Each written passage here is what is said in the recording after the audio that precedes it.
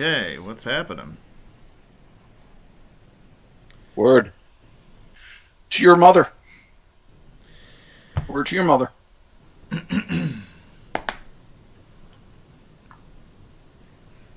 Feel like we just did a webinar on this state not long ago. But at least this is not Detroit. At least, hey, we graduated. It's not Detroit. It's not Detroit. It's not Cleveland either. That's a good thing. Yeah.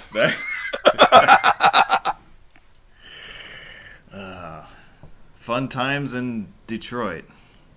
So no Crest Motel today. Fun times in Lansing today. Yeah. Crest Motel will pass on that one. Thank you very much. We already got our review out of the way for that, right? Alps did. All right, good evening, everybody. Welcome in to another exciting Season 2 Saturday night episode.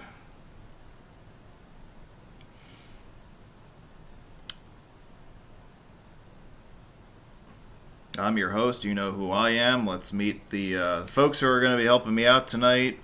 We've got Scott joining us from southwestern Wisconsin. Moo. We got...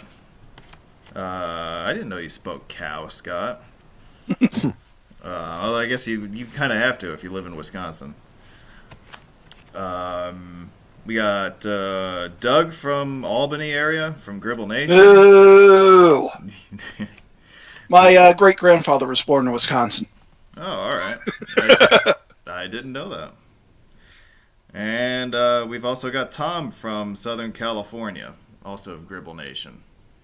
Yep, and I actually went to high school in some of the areas we're going to be in today, so go figure. All righty. We got 3/4 of the Gribble Nation Empire with us tonight to help us get through the cities of northern and western Michigan. We started with our last webinar looking at the Detroit metro area. This week we'll be taking a look at pretty much everything else in the state. So we'll kind of wrap up our discussions about Michigan tonight, and hope you enjoy this next part of what we're doing. We've got 3/4 of the Gribble Nation Empire here, as I said. So, what the hell is everybody doing on the site right now, real quick? I'm working right now. I'm working on a blog post for New York Route 990V. Oh, that's a classic. Yep, that is something I've have been aware of since when I was a kid. Going up to our cabin in the area, and I remember one day I was like about 9 or 10. We were going to Route 30, and I saw a sign for Route 990V. I'm like, oh, cool, a new route. Yeah. Not knowing what 990V was about. I'm like, oh, cool, a new route. Yeah, that's one that should definitely be talked about a little bit. Those weird reference routes that are accidentally, on purposely signed as state highways. Yeah. Well, not a lot of information about it. State highways. Yeah, and then Tom, you've been putting up a bunch of US 99 and US 101 stuff, right? Yeah, I've been trying to crank out that stuff is pretty much while I've had the time, being on vacation. A lot of 99 and 101 stuff. Started out with the 7th Street Bridge in Modesto, which probably isn't very long for this world. Kind of got through some of the more boring ones. Got to the Bradley Bridge in US 101, which I thought was pretty cool, so I could start getting into some of the stuff I've been looking forward to, like old California 198, the bottom of Lake Cahuilla, California 1, North Shore Highway. Some of that stuff should be coming up in the next 30 days. All right, very nice. And obviously, all of us are working on our podcasting episodes. I've got blog posts coming up about some bridges in northeastern Pennsylvania, among some other things. Also, I'll have a podcast episode on the Delaware Turnpike and some landmarks in the Wilmington area named for our current president. There will be an episode profiling the roads of the Super Bowl. That'll be recorded probably next week. And then I've got some other things in the pipeline podcasting-wise. So it might be the off-season for my travels, but it's prime season to try to crank out some stuff for the blog and for the podcast. That's usually how I operate. The anti-travel season. Yeah, well, some would say we've been in that for the last year. But real quick before we move on, we've had a rough couple of days if you're into high-profile figures. Certainly historical figures, such as the two that we have pictured on this slide. We have lost a couple of giants in their respective industries in the past 48 hours or so. Henry Aaron, widely considered one of the greatest baseball players of all time. Home run king for many, many years. Some people say he still is the home run king legitimately. And then we have, of course, Larry King, over 6 decades of broadcasting experience on pretty much all media levels. And towards the end of his life, he got into what we were doing now with podcasting and some other stuff too. Yeah. So, Houston, hello. Yeah. He had that distinct voice when he was on CNN, right? Yeah. Yep. I called up Scott at the start of this presentation, and I said, "Wisconsin, hello." So, I'm gonna miss those two guys. They were great contributors in their respective industries. This is a week full of current events that we gotta whiz through real quick, because on this slide, we have, as you've probably heard, unless you've been living under a rock, we have a new president, and I'm gonna circle him on this slide right here if this thing is gonna cooperate with me. Let's see. I'll highlight it in blue because that's that seems appropriate. But there he is. He's circled on the left there. He's looking very presidential at a gathering. This was a picture. The picture you're looking at on the left was sent in by our good friend AJ, friend of the channel. He happened to run into this guy during the Michigan primary season. This picture was taken on March the 9th by one of his coworkers. I'm actually kidding. That's not the president who I've circled, but he is looking more presidential than the other guy in this picture. But so I guess his employer, who was in the healthcare industry, hosted a gathering where Biden showed up and gave a little discussion, and this was the day before the Michigan primary, so he happened to be in the right place at the right time and got to meet him, and it's pretty neat. So he, of course, was sworn in last week. We'll see what happens. Very appropriate Bible, I would say. Which one is that? That is his family's Bible from, I think, 1893. Oh, wow.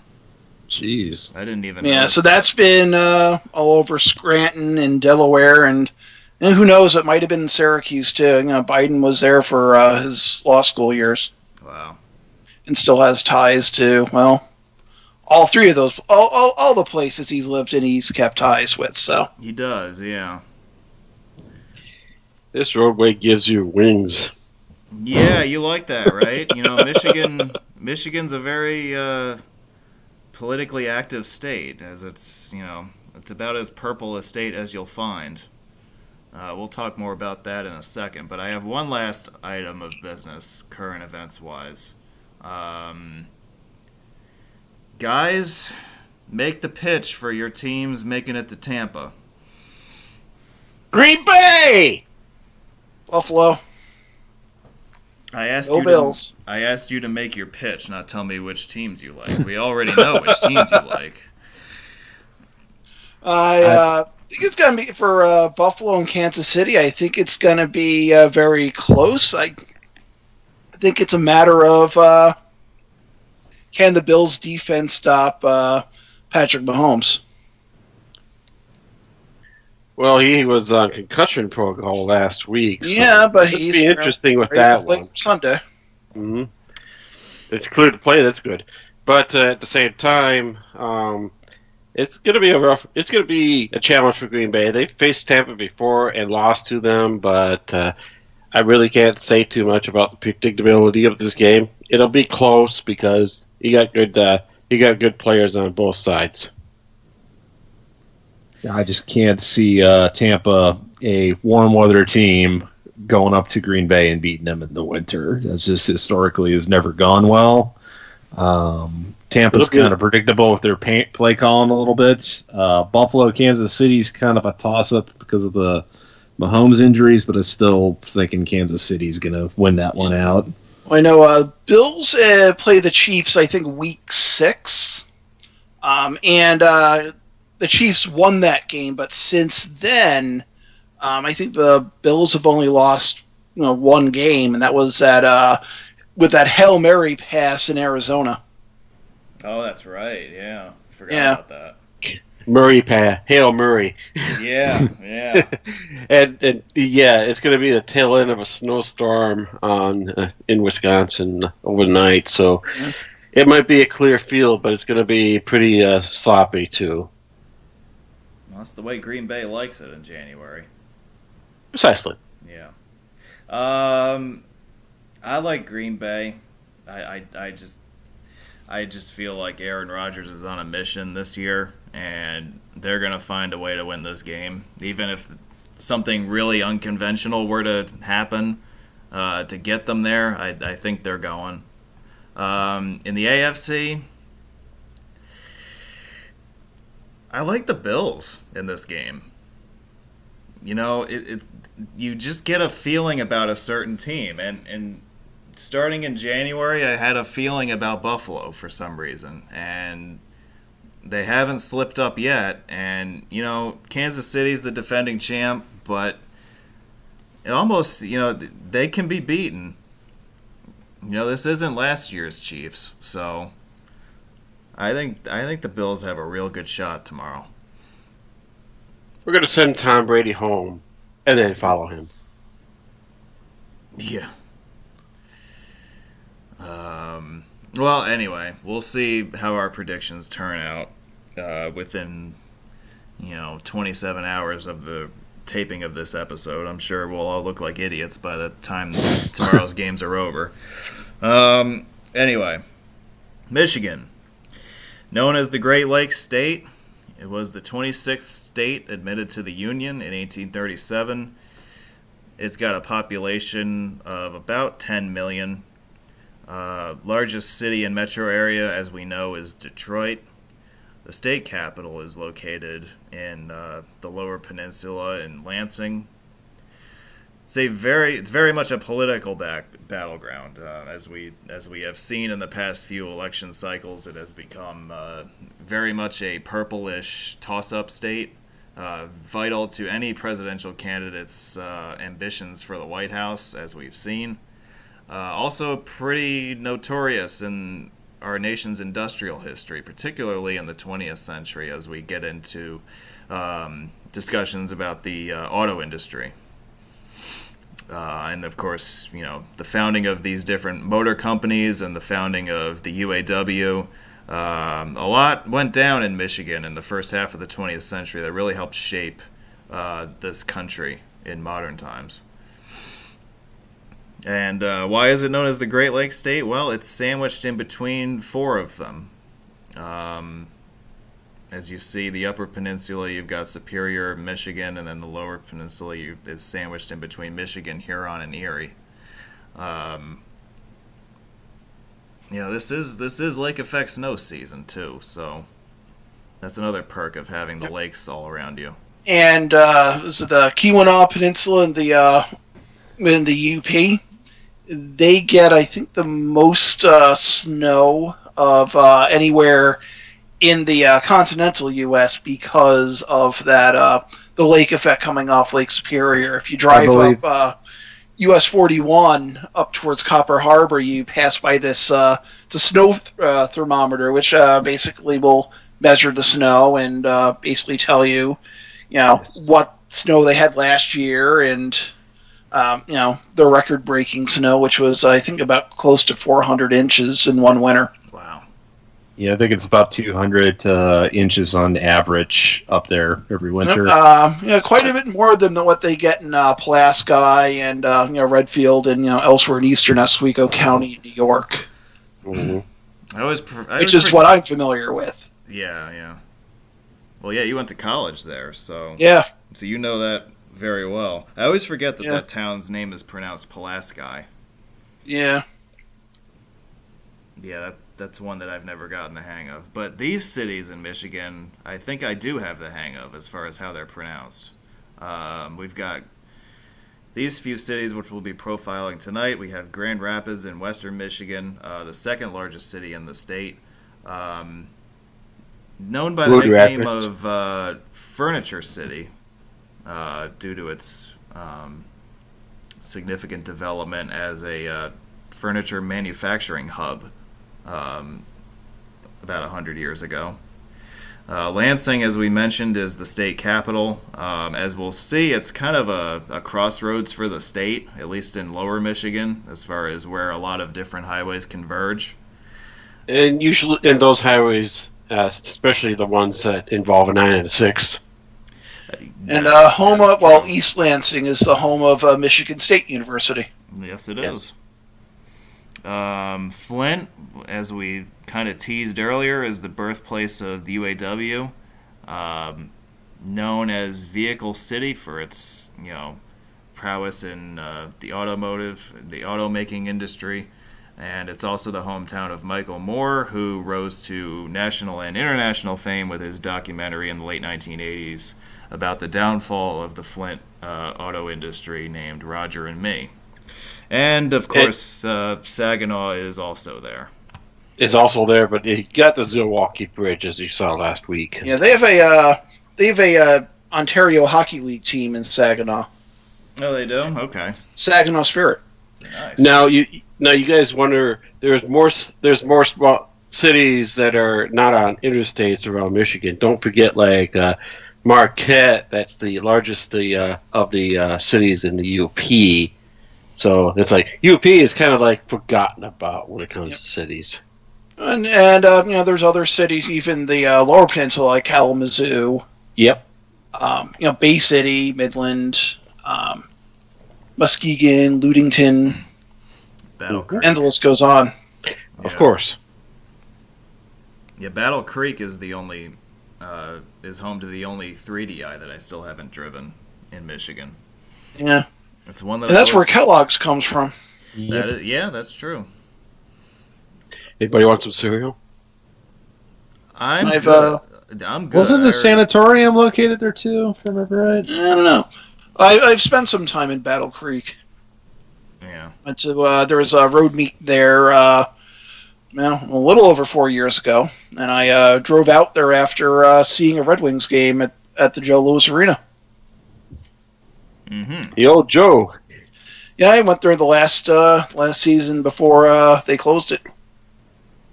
That's a good time to go. I'm assuming the Islanders were there, right? No, they were playing Vancouver that night. Oh, okay. It just happened to be, there was a meet and road meet and the night before or something like that. The Red Wings had a game at home and they just happened to be playing Vancouver, so that's the game I went to. There was a point brought up in the chat that the Lansing is the only state capital that is not a seat of the county that it rests in. Lansing's also in 3 different counties. Yep. So probably why it's not a seat of any county. And if you're going to Flint, word of advice: don't drink the water. Yeah, well, that's a good idea too. So, if we look at the map of the state and the interstates that cross it, you'll see the map on the right is what we've got today. Now, in the early years of the interstate system's development in the late 50s, we did go through a few different iterations of designations. The one highway that remained constant throughout was I-75, which always came out of Ohio from Toledo and went up through Detroit and then headed up through Flint and then eventually up to the Canadian border. Now, as you'll see here, I'm hoping you can read these numbers here, but you also had an I-77 leading northeasterly away from Detroit. That's nowadays I-94. The original number for 94, what is now 94 in Michigan, was numbered 92 for the most part. And then what is now numbered 96 was originally numbered 94. You can kind of see that here. And then you had a 94N up here, which is, again, modern day 96. 94N was, of course, planned to continue further west over to Milwaukee to link back in with I-94 via the Muskegon-Milwaukee Bridge that, of course, we all know and love, and that we all know and love to joke about. This section down here, south of Grand Rapids, is now known as 196. So you can see how we started out with a general idea for numbering, and then before too much longer, it was quickly changed for the most part. Makes sense, right? Perfectly. Yes. Okay. They just forgot the northern 2/3 when it came to interstates, but oh well. Yeah. Good Rapids. Yeah, well, wait a minute, that's not right. I should check. How'd that get in there? Jeez.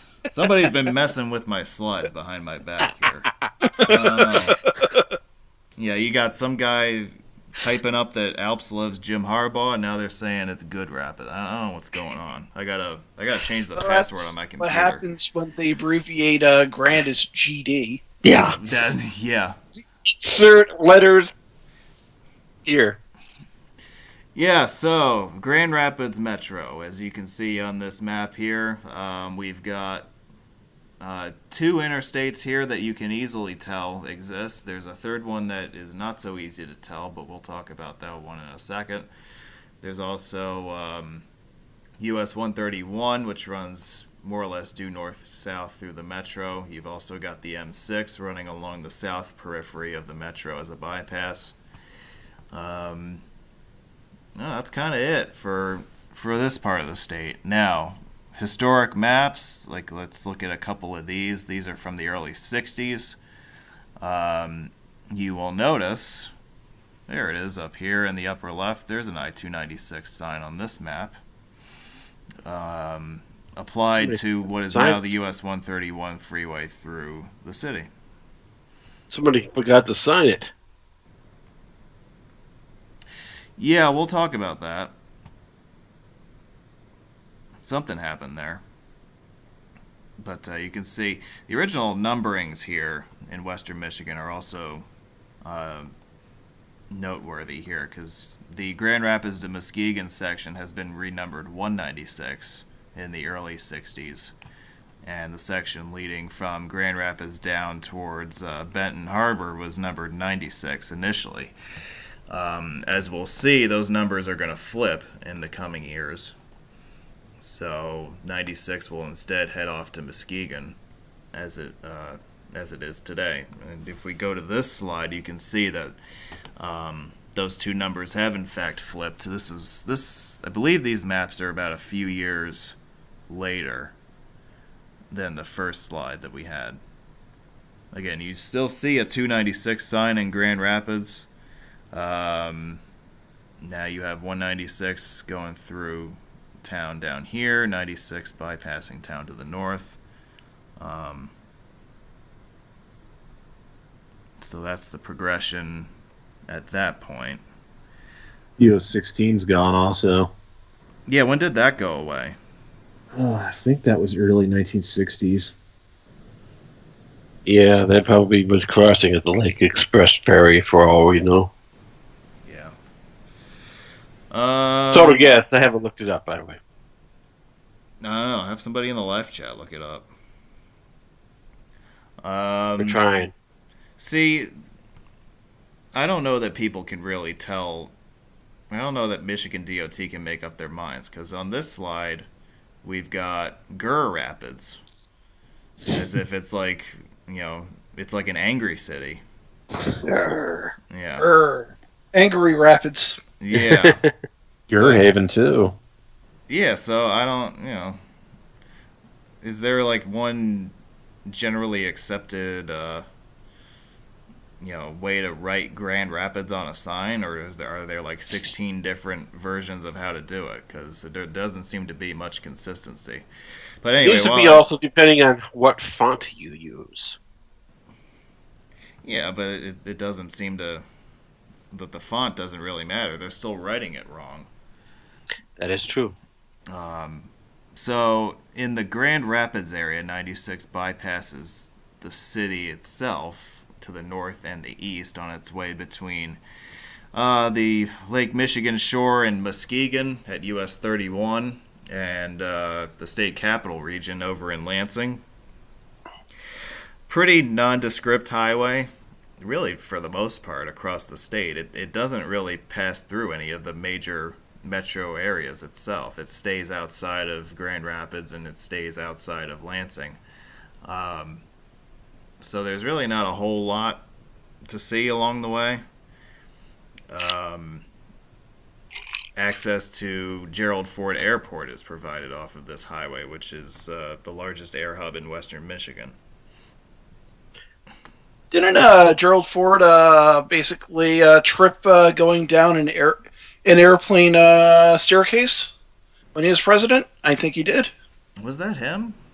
Yeah, I can't chew and walk at the same time.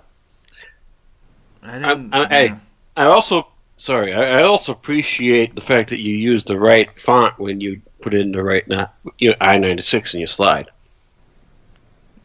Wait, say that again? What? I appreciate the fact that you use the right font, as in the highway font instead of the road Clearview font like they did in Muskegon. Oh. Yeah, well, I'll write Michigan DOT and make them, or tell them that they should use wingdings next time. No, Comic Sans. Yeah, or whatever. Yeah. 1961 for US 16, by the way. That's when it was truncated to Wisconsin. You said 1961? Yep. Okay. Then it was truncated way back to South Dakota. Yeah. Wow. What a demotion that was. I think best it was part of that highway. Times, I just don't feel like looking it up. Jeez. Speaking of presidents falling down airplane runways, here we are, 196, which is the east-west highway across central Grand Rapids. We did touch on this, in the last few minutes about the numbering of this route. Originally I-94, then it became I-96, and now it's 196. The version that I've heard is that they didn't want 96 to begin and end at the same route, because it begins at 75, but it crosses I-94 in its first mile in Detroit. They didn't want 96 to dip back to the south to meet 94 in the west. So they used that as their argument for coming up with the 196 number, which connects Grand Rapids with back to 94 down by Benton Harbor. And Doug, who was Gerald Ford? Gerald Ford was a former president. He was actually the first U.S. president who was also an Eagle Scout. Okay. Did not think you knew that. He was actually born in Omaha, but he spent most of his life in Michigan. Yeah, I actually played for University of Michigan too in football. That's right. Yeah. As a center. Okay. He's the only University of Michigan senator to serve as president. Hmm. Yeah, so he was a longtime resident of the Grand Rapids area. Interestingly, he's the only president in American history who never was elected on a ticket. He was not elected as Nixon's vice president. He was nominated and confirmed by the Senate because Nixon's original vice president, Spiro Agnew, had to resign. So Ford took the place of Agnew in, I guess, either late 73 or early 74, whenever that was going down. And then, sure enough, a few months later, it was Nixon's time to go, and Ford assumed to the presidency following Nixon's resignation. Ford did run for election in 1976, but lost in a close election to Jimmy Carter. And Ford's running mate was former New York Governor Nelson Rockefeller. Yes, that's right. Yep. So we almost had a Rockefeller as a president. The resignation train finally stopped when Ford reached the presidency. So, and Rockefeller, from my understanding, he died in bed with a woman who was not his wife. Well, you probably would have to resign if you were caught doing that when you were still alive. Well, in 1979, yeah. Yeah. Well, yeah, back then. Oh my God.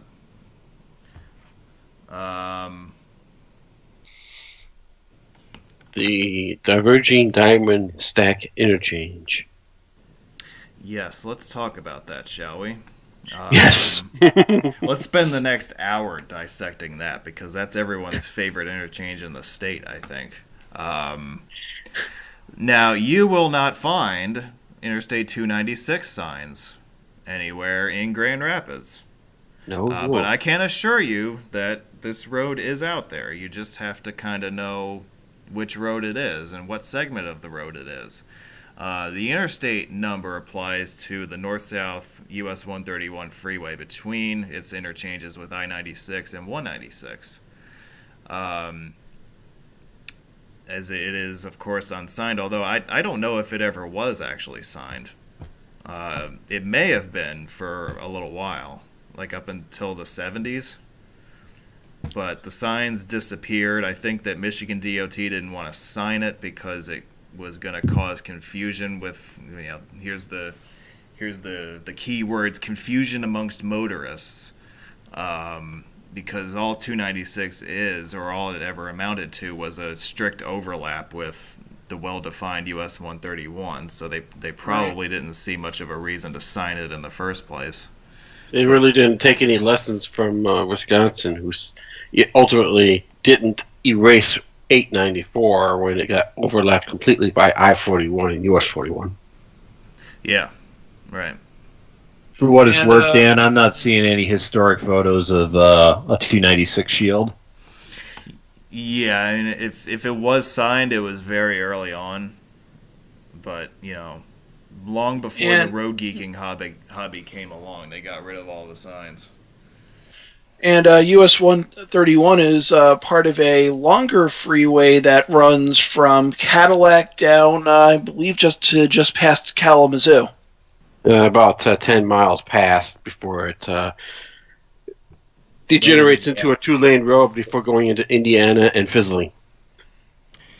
Well, that's what happens when a lot of freeways enter Indiana, right? Yeah. I mean, the route just ends just north at the toll road. Oh, okay. Yep. Yeah, that makes sense. Now I remember that. You guys want to talk about crazy interchanges for a second? Sure, why not? So on this next slide, we've got on the right, you can see the diagram for the two terminal interchanges of 296. Obviously, the more straightforward one is the northern one. And technically, if you if you were to clinch I-296, you would have to follow the ramps to and from I-96 from the west, which is what you can see written out here. But what exactly do we call the southern interchange? A diverging diamond freeway cluster? Cluster. Whatever. Yeah. So you can kind of see here on the diagram here, you've got the main line routes crossing over each other, and you've got a series of left-hand exits and entry points, all within a short distance here, which is very exciting if you're driving it at 75 miles an hour. I'm not exactly sure that it meets what we would consider to call modern standard, but it is quite a wild experience to drive through. It definitely keeps it packed in there, but I mean, a stack interchange can do the same thing for sure. Yeah. This is there's no kill like overkill, I can tell you that on this one. Yeah, this one screams early interstate design, right? Like early 60s, late 50s, back when they just didn't give a damn. Here's some other shots of the US 131 corridor. There is an elevated structure right near downtown, just south of downtown, that's got quite a mean S-curve in it. We'll see the video of that later. That's an interesting drive. I bet that's fun when it snows. Yeah, no. Yeah, over the Grand River. Yeah, that's pretty wild when the weather's bad. Yeah. I'll spend just a second talking about the M6, which is the south bypass of the Grand Rapids Metro. It connects I-196 to the west with I-96 to the east. It's pretty much a bypass of the last 20 miles of 196. This highway was a dotted line on a map for many, many years, probably a good 30 or 40 years before it was finally completed. Sometime around 2005, I want to say, something like that. November 2004. Yeah, that was close. Yeah, so this highway was kind of, in limbo for a number of years. There was a lot of local NIMBY opposition. There were environmental issues that had to be taken into account. Concerns about future suburban sprawl south of town were on the minds of people. In the end, the freeway got built more or less as it was planned from the beginning. It seems to serve a pretty useful purpose to this day.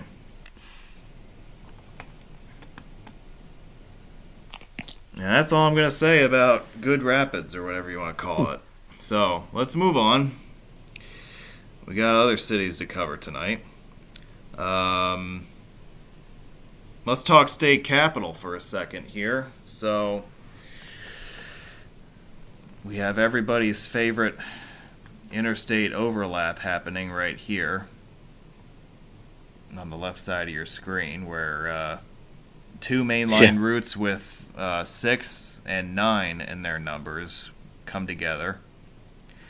And then, of course, 69 just hangs a right and decides to be called east-west instead of north-south. It wants to do its own thing. So, okay, that's cool.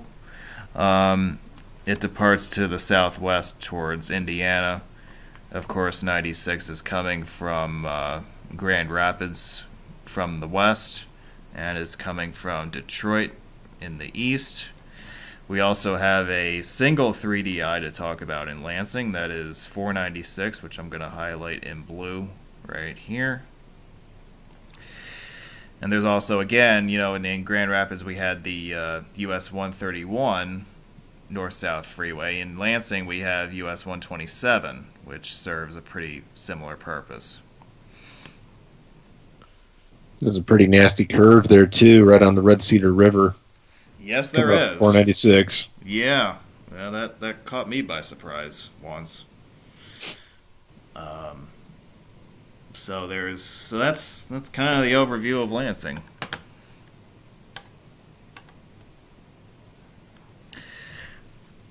we're just going to make this nice and simple here and talk about all these highways on the same slide. So 127, forms the eastern, section of this more broad highway loop around the capital. 96 forms the southern portion. 69 serves more or less the western and northern quadrants of it. Everyone's favorite interstate overlap. It's probably not that surprising that when you overlap interstates numbered 69 and 96, you might have some problems amongst the dyslexic population. So Gets even worse with the business routes, trying to follow those. Oh, yeah. I tried to follow them. I gave up. So, those can be nasty to follow too. Lansing is in an interesting spot in the state because it's at a crossroads, right? So you have 96 is one of the main east-west routes across the Lower Peninsula. 69, it is a north-south route until it reaches Lansing, and then it curves back to the east. Speaking of dyslexia. Yeah, well. Or no sense of direction whatsoever. Yeah, well, they have a sense of direction. They just can't make up their mind as to what they want to be called. But, and then 127 is a major north-south freeway through the central part of the Lower Peninsula. So you've got a lot of different freeways here converging from all different directions. I don't know. Seems like a perfect spot to plop a state capital. So there's that.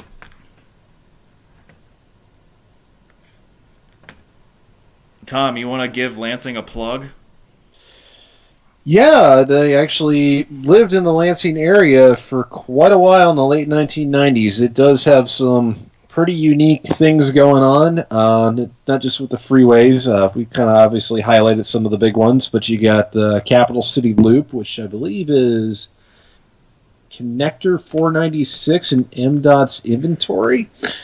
You have Old US 27, which is part of the I-96 business loop. But if I recall correctly, a large part of Old US 27, which was decommissioned, I want to say in 2002, is still maintained as an unmarked state trunk line.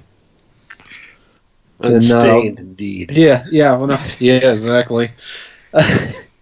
127 north of 69 is fairly new. That is what replaced US 27 all the way up to St. John's. So once that freeway was built, US 27 north of St. John's became 127. And then for the most part, up to I-75 north of Clare, 127 is a freeway, to my understanding. Well, some expressway segments, but yeah, mostly right for the most part. Yeah, I think just between I want to say St. John's and Ithaca, it isn't. Yeah, so Tom was mentioning the Capital Loop. Is there maybe you can explain the history of it, because it just seems like a bit of an arbitrary thing to slap together. It's not a freeway. It's a collection of surface streets that have been unified under this one designation. But I'm wondering if there's any real significance to what it is and what they were thinking when they created it. From what my understanding it's basically just to get a MDOT maintained spur around the Capitol facilities. So if you ever look at a map of Capital Loop, it is one-way segments going east-west largely and going north-south over Old US 27 once you get over the river. It's a mid-1980s proposal. I want to say it was approved like 88, 89, if I recall correctly. It has some pretty unique signage on it. I'm trying to find one online. I want to say it shows Capital Loop. It doesn't really have a number that you could see in field. Yeah, it just has those capital loops like you have in the upper right. That's what I thought, because I drove part of it last year. Yeah, but it's kind of a neat designation because the roads are a little bit different than what you'll see in the rest of Lansing, given that MDOT's maintaining them as opposed to the city. Well, yeah, that does make sense that you would want to have, or somebody thinks it's a good idea to have a state-maintained road network right around the capital. That I can understand. Yeah, and I guess at one point, I could be wrong about this, they might have applied for a I-496 business loop designation, but I'm not certain about that. I do know it's connector 496 in MDOT's route logs. What is the difference? Really, I don't think there is much of one. Like you said, it's 496 connector? Yeah. So what the heck is that? Yeah, I guess they're just kind of playing off the 496 designation because that's what it loops back to. Right, yeah. Yeah, I'm wondering why they wouldn't just call it business route. But, yeah, that's interesting. People thinking that they're original. Yeah, somebody thinks they're cute. We've been having this little discussion while on the I-496 page predominantly, although, this was a good time to bring up the Capital Loop. It is the lone 3DI in the Lansing area. It runs mostly east-west. I mean, it is east-west once you get past US 127. It does run concurrently with US 127 to tie back in with I-96 southeast of Lansing. Runs right by the state capitol, runs right through the city center. It's named for a gentleman named Ransom Olds, who significant figure in the history of the city of Lansing, the founder of the Oldsmobile Company. And we're gonna pick up again where we left off last time with that theme of freeways being named for folks who founded car companies. So, this is your first one tonight. Alright,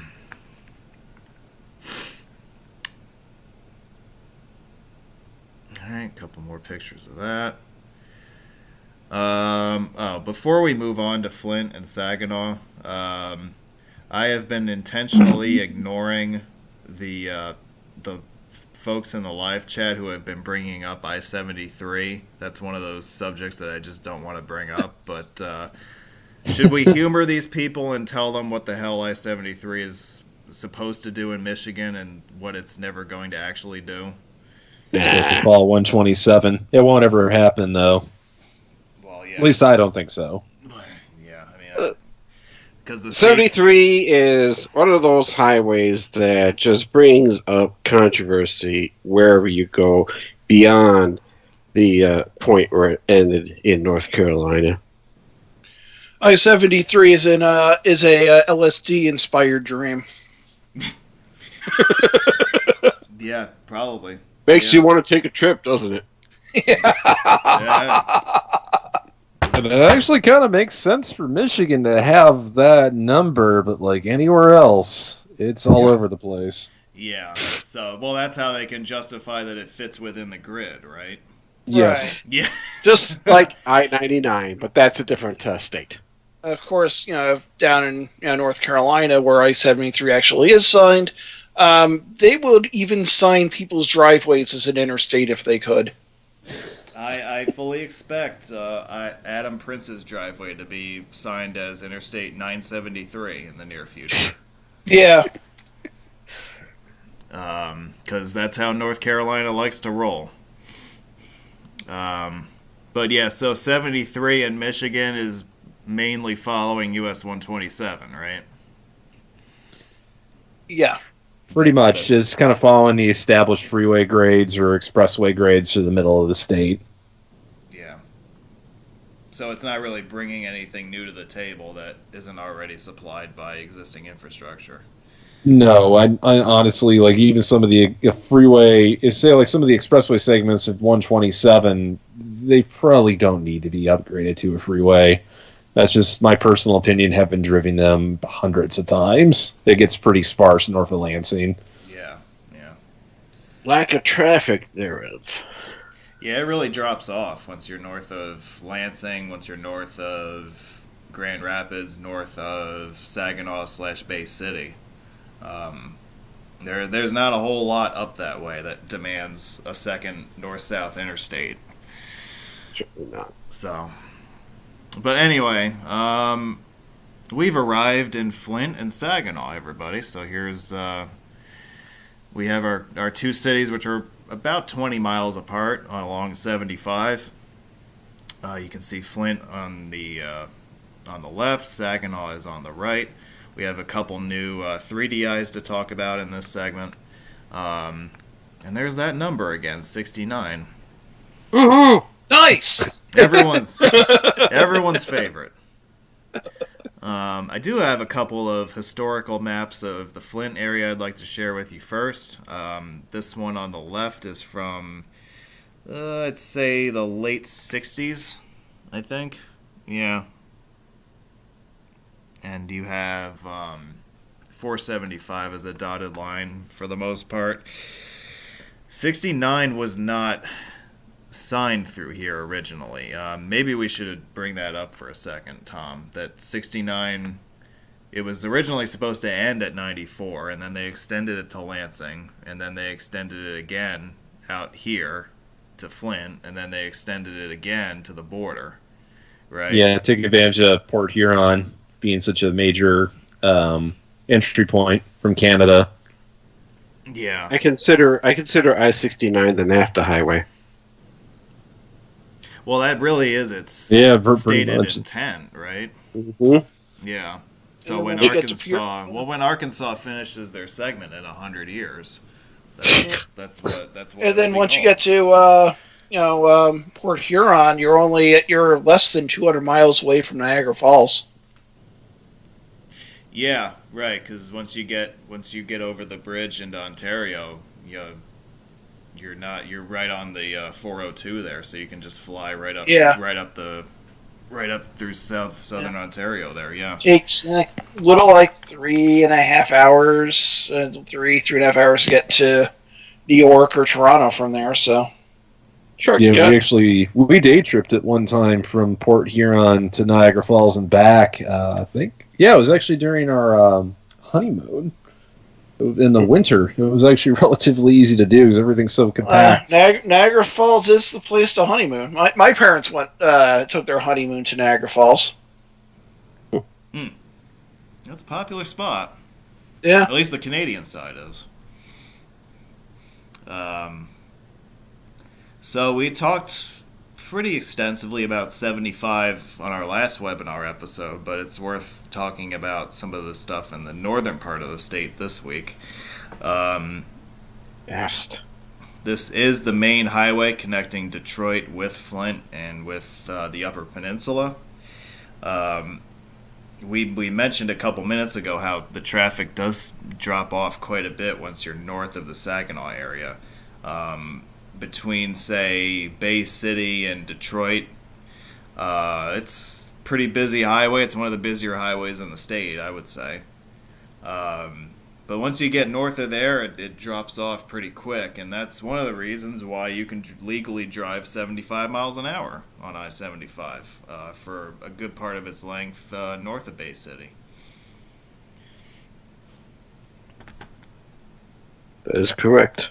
And also, basically anything, like you said, north of 69 or north of 96 is pretty much 75. Yeah, well, as we discussed with Detroit and speed limits, Michigan is not shy about signing high speed limits. It's one of the few. It's one in many in the Midwest that it's its own outlier, kind of like Maine in the Northeast. Yeah, that's true. Yep.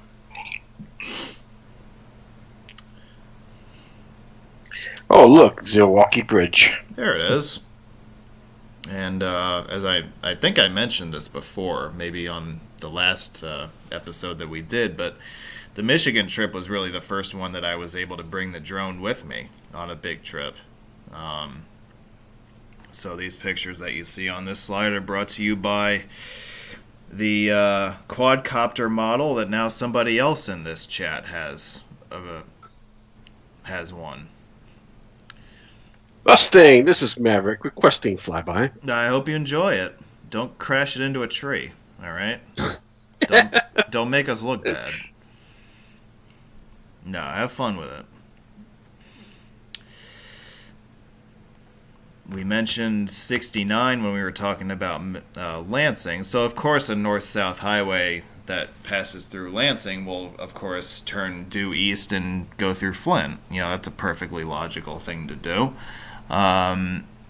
As you can see with the picture on the lower left, we have a route now that is signed east-west instead of north-south, which is what you would typically expect to find with an odd-numbered mainline route. But hey, this is one of those weird exceptions to the rule that I always tell people makes the interstate system really special. And can you imagine if everything was just done by the book and that there were no exceptions and that there was nothing that was curious or out of spec or whatever? What the hell would we sit here talking about? It's called I-94 in Wisconsin. Yeah, Wisconsin's got some experience with that. Although they don't actually sign 94 as north-south, right? That is correct. They sign it as west. Yeah, right. But I don't think they need to do that. Their solution to that problem, okay, let's overlay a so-called north-south interstate and end it halfway across the nation. Oh, you're talking. Well, yeah. Well, I'm assuming that's what they did I-41 for, right? Essentially. Yeah. Let's just end it at the state line. Right? Isn't that basically what happens? Essentially. Yeah. Even though they claim off topic, even though they claim it ends at US 41's split with I-94 in Illinois didn't want anything to do with it. Yeah, I don't know why they would want to, add it to their log for a mile or whatever that is. Damn idiots. Yeah. So as we circle our way back to I-69 here, it's the yes, you do have to kind of get used to the fact that this is a north-south route by number, but it is the main east-west route across Flint, connecting downtown with Bishop Airport, which is one of the major hubs of northeastern Michigan. This freeway and the freeways in Flint in general have kind of gone through some name changes over the years. What I'm showing on this slide is the current iteration. These two dudes, Louis Chevrolet and David Buick, you'll never guess what car companies they helped found. Let's see, Pontiac and Saturn. Ding, ding, ding, ding, ding. There you go. All right, we have. I thought they founded Plymouth. Plymouth? Hey, that's not bad.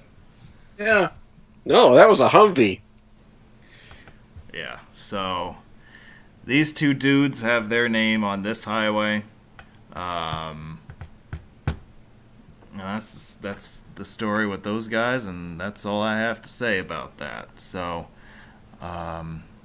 Again, you have to, if you're traveling this corridor and you're not expecting it, it is a bit odd to see east-west I-69 signs, but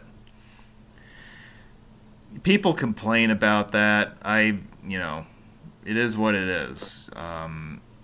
They were never going to not sign it as 69. The only question was, would they go ahead with north-south instead of changing cardinal directions in state, which, as far as I know, I think this is the only example of a mainline interstate that changes cardinal directions in the same state. Like, I think we have examples of mainline routes that change at state lines, but I don't know that there's another example of one that changes, like, within a state. Doesn't I-75 in Alligator Alley? I want to say it does, but I'm not 100% about that. I didn't think that it did. I think US. No, I think it's does. still north-south throughout the entire time. 40. It might be 41. 41 is the one that changes direction. US 41 is the one that changes direction at Naples. Yeah, US 41 ends up east-west, yeah. Yeah, I think that's because that's inherited from US 94, if I remember right. Understandable there, and Yeah. I can't give U.S. routes kind of leniency in this one, but yeah, the interstate is still north-south. Yes, I just confirmed by looking at my pictures from Alligator Alley. Okay. Yeah, so again, it goes back to the whole, Canadian border to Mexican border thing. They want a single route number to connect everything between Canada and Mexico, so it was always going to end up having the 69 number attached to it once they decided that's what they wanted to do. Nobody told them I-5 already did that. Well, at least in this part of the country, they wanted another route that did that. So, like I said, it's just one of those things that's unique. I know it drives a lot of OCD crazy people nuts, but again, these are the things that make our interstate system unique, and I think that we should not be so quick to scorn them. You shorten your life by minutes every time you go nuts over something you really shouldn't go nuts over. So, I'm all for promoting long and healthy lives within this hobby. So if I can help, lengthen somebody's life by a few minutes, then I've done a good job with myself.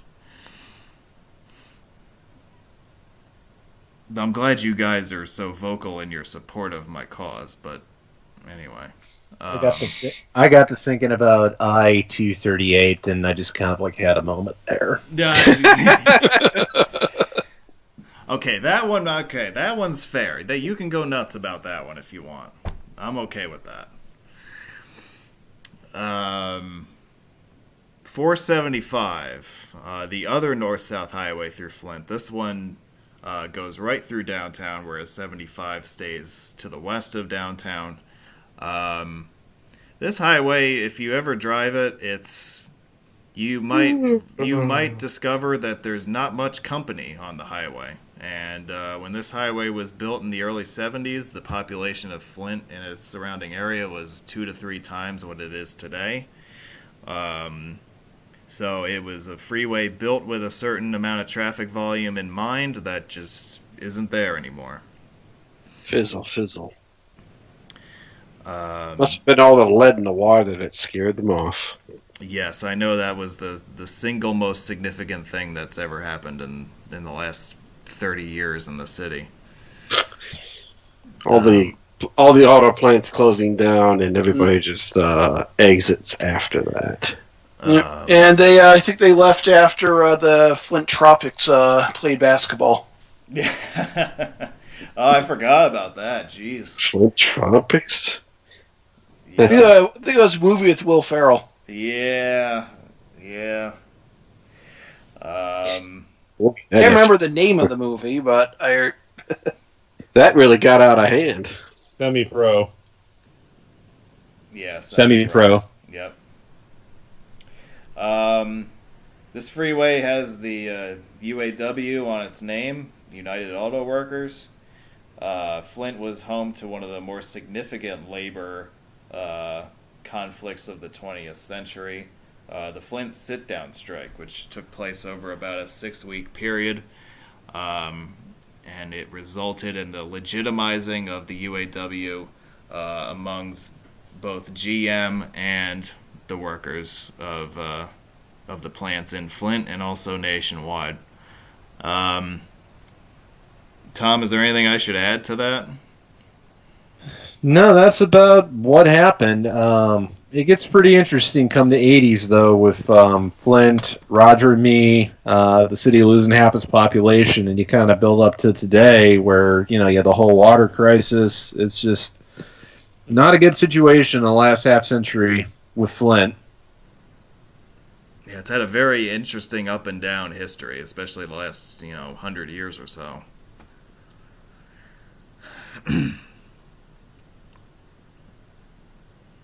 And we now have 675 up in Saginaw.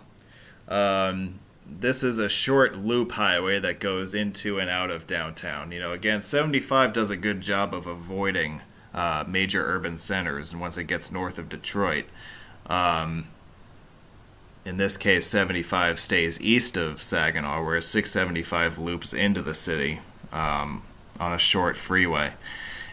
One of the major motivations for its construction was the old Zilwaukee Bridge, before it was replaced with the bridge we have today in the 80s, was a drawbridge, and it had to be opened quite frequently for ship traffic, which created these monumental traffic jams in both directions of I-75. So the idea to build 675 as a sort of additional route around the drawbridge caught some steam, and that's what they ended up building in the 60s.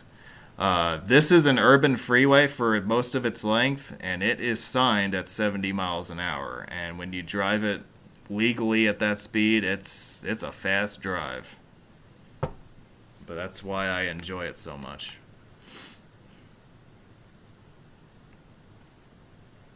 Yeah, and on this slide on the right, you see we're going through the city center, and this whole freeway is posted at 70 miles an hour, which you would never see in the eastern states.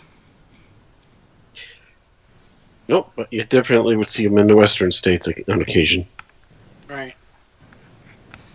Particularly Montana. But that's a different story.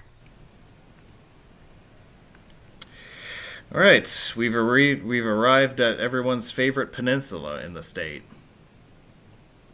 So let's spend a minute on the other one. the other one. The upper peninsula. Yippee! Yep. There is not much there, and it reminds me of the Adirondacks, just flatter.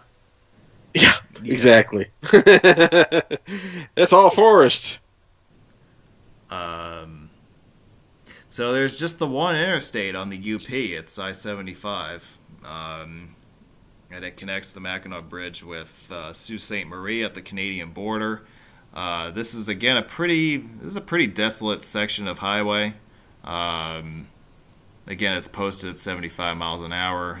There's not a whole lot to see along the way, other than what you see in the lower left picture here. That's pretty much the view you get for the whole ride. Pretty significant stretch of highway for recreational and international travel interests. As we said, the border is right here, and this is a very popular vacation destination in the summer months, and even in the winter months too.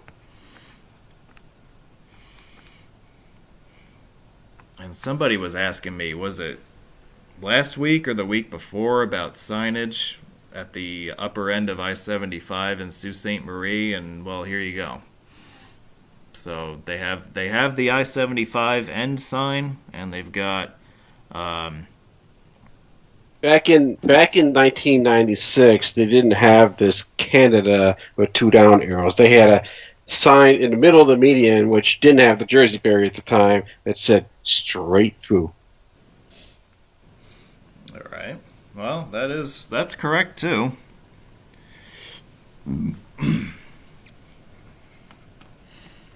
Yeah, it didn't lie, that's for sure.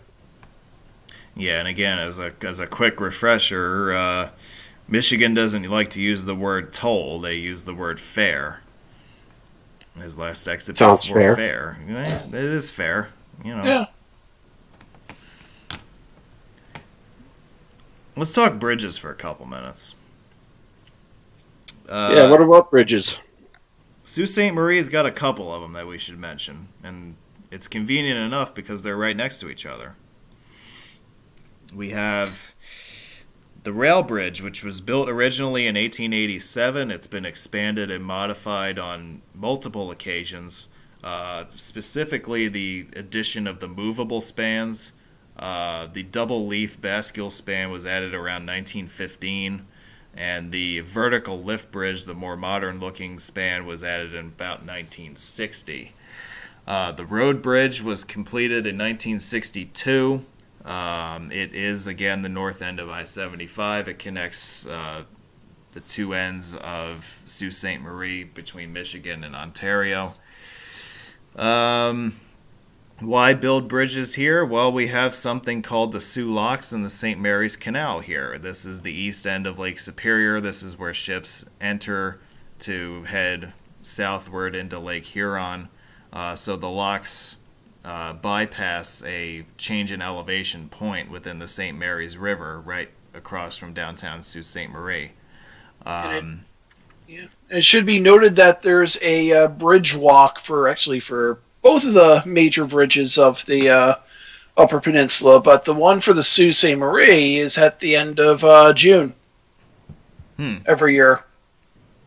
I don't think I knew about the and the Sault one Ste. for the Marie. Mackinac Bridge, that's Labor Day weekend every year. Yeah, so like, I wonder how they do that with the Sault Ste. Marie Bridge. Do they just you start out from the U.S. side and you can only go a certain part of the way across? Like, I'm assuming that's how it works, right? Because this is an international bridge. Keep in mind the port of entries are at the end of the bridges. Well, I'm just wondering. That I don't know for sure how that works. Yeah, I'm just wondering how they would do that. I wouldn't mind walking that railroad bridge. That railroad bridge is pretty sweet. Keep on track.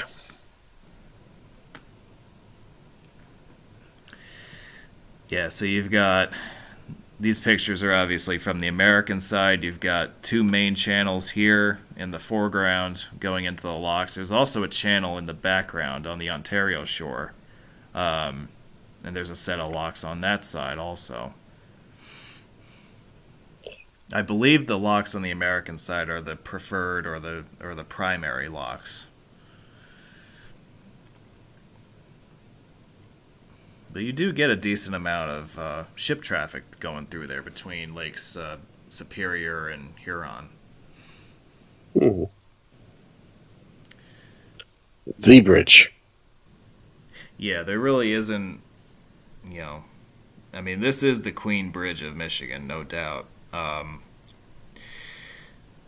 Anyone who brings up, great bridges or great engineering achievements in the 20th century in America, I would imagine that you would bring up something like this pretty quickly. This is the bridge that connects the two peninsulas. It's really almost a miracle that it even exists at all because of its location. It might look pretty tame in the summer months, but if you show up in the middle of January, this is not exactly a place you want to be, and it's not exactly a place you want to try to build a bridge in, let alone one of the largest bridges in the United States. They have closed it on occasion during the most windy winters. Yeah, I've been on it a couple times during the winter when there's been a storm going. It's absolutely terrifying. Yeah. Yeah, it can get pretty fun up there with the high winds and everything. I mean, I was up there when there was a gale warning in effect, and it's an interesting experience, I'll say that much. Yeah. With all the trucks that have to gingerly crawl over it because of the fact that they can be just knocked over by the wind and damage the bridge. Yeah. You're going to find yourself driving around the grate most of the time. Mm-hmm. On the few occasions I've been on the Mackinac, it's been very tame. It also has last time I checked, it has a $4 bridge toll each direction. Fair. Sorry, bridge fare. I've been in New York too long, and if you go to the Gribble Nation page on Facebook, our cover page is actually the Mackinac Bridge at dawn from St. Ignace. Is that your picture? That is my picture. Okay. What happened is I went up to the UP a few years ago for vacation, camped out just outside of St. Ignace, and woke up, left early enough where I could get a nice picture of the bridge. I also turn it into a puzzle, which I sent to my brother and sister-in-law because they do a puzzle every New Year's. Oh, okay. So you can have a puzzle of the Mackinac Bridge. Oh, there you go. All right. Something that always gets missed with the Mackinac Bridge is for the first couple years it was actually US 27, not I-75. Hmm. And where else do you have an interstate that has no median whatsoever? I-81, Thousand Islands Bridge. Yeah, that's true. Oh, you got me on that one, Doug. Yep, and that's one lane each direction. Yeah, that's true. So that knocks off the highway in New Hampshire that has a median fence. Yeah, there's a barrier on Franconia Notch. Yeah. Yep. And the speaking of the Thousand Islands Bridge and the Mackinac Bridge, I believe they were actually designed by the same people.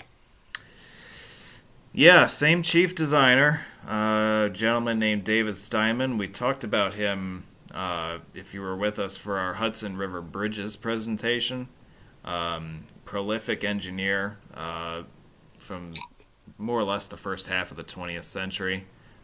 Designed a number of historic structures. Also, Doug, I want to say he did the St. John's Bridge in Portland, didn't he?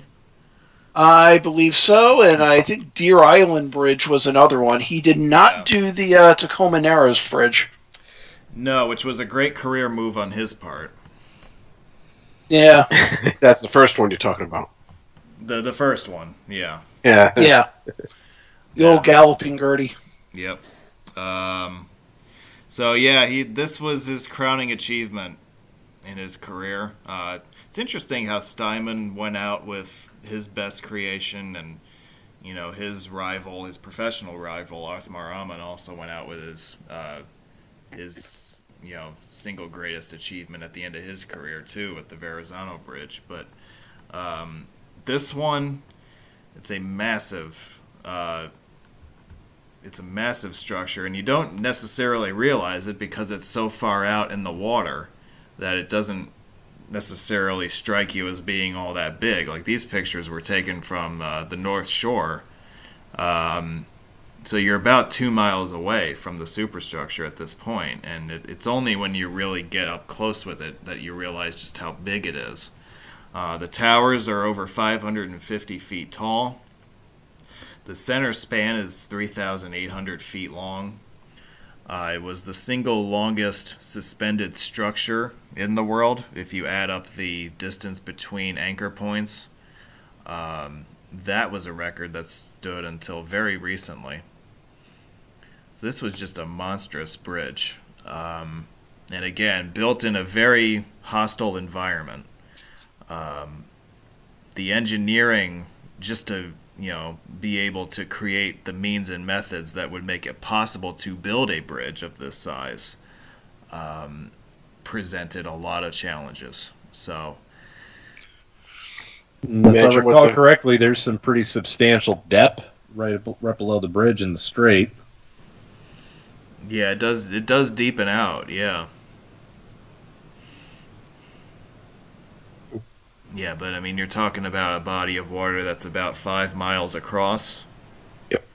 And, it routinely freezes over in the winter. So when they were building this bridge, they more or less suspended construction in the winter months, and they only worked on it spring through fall.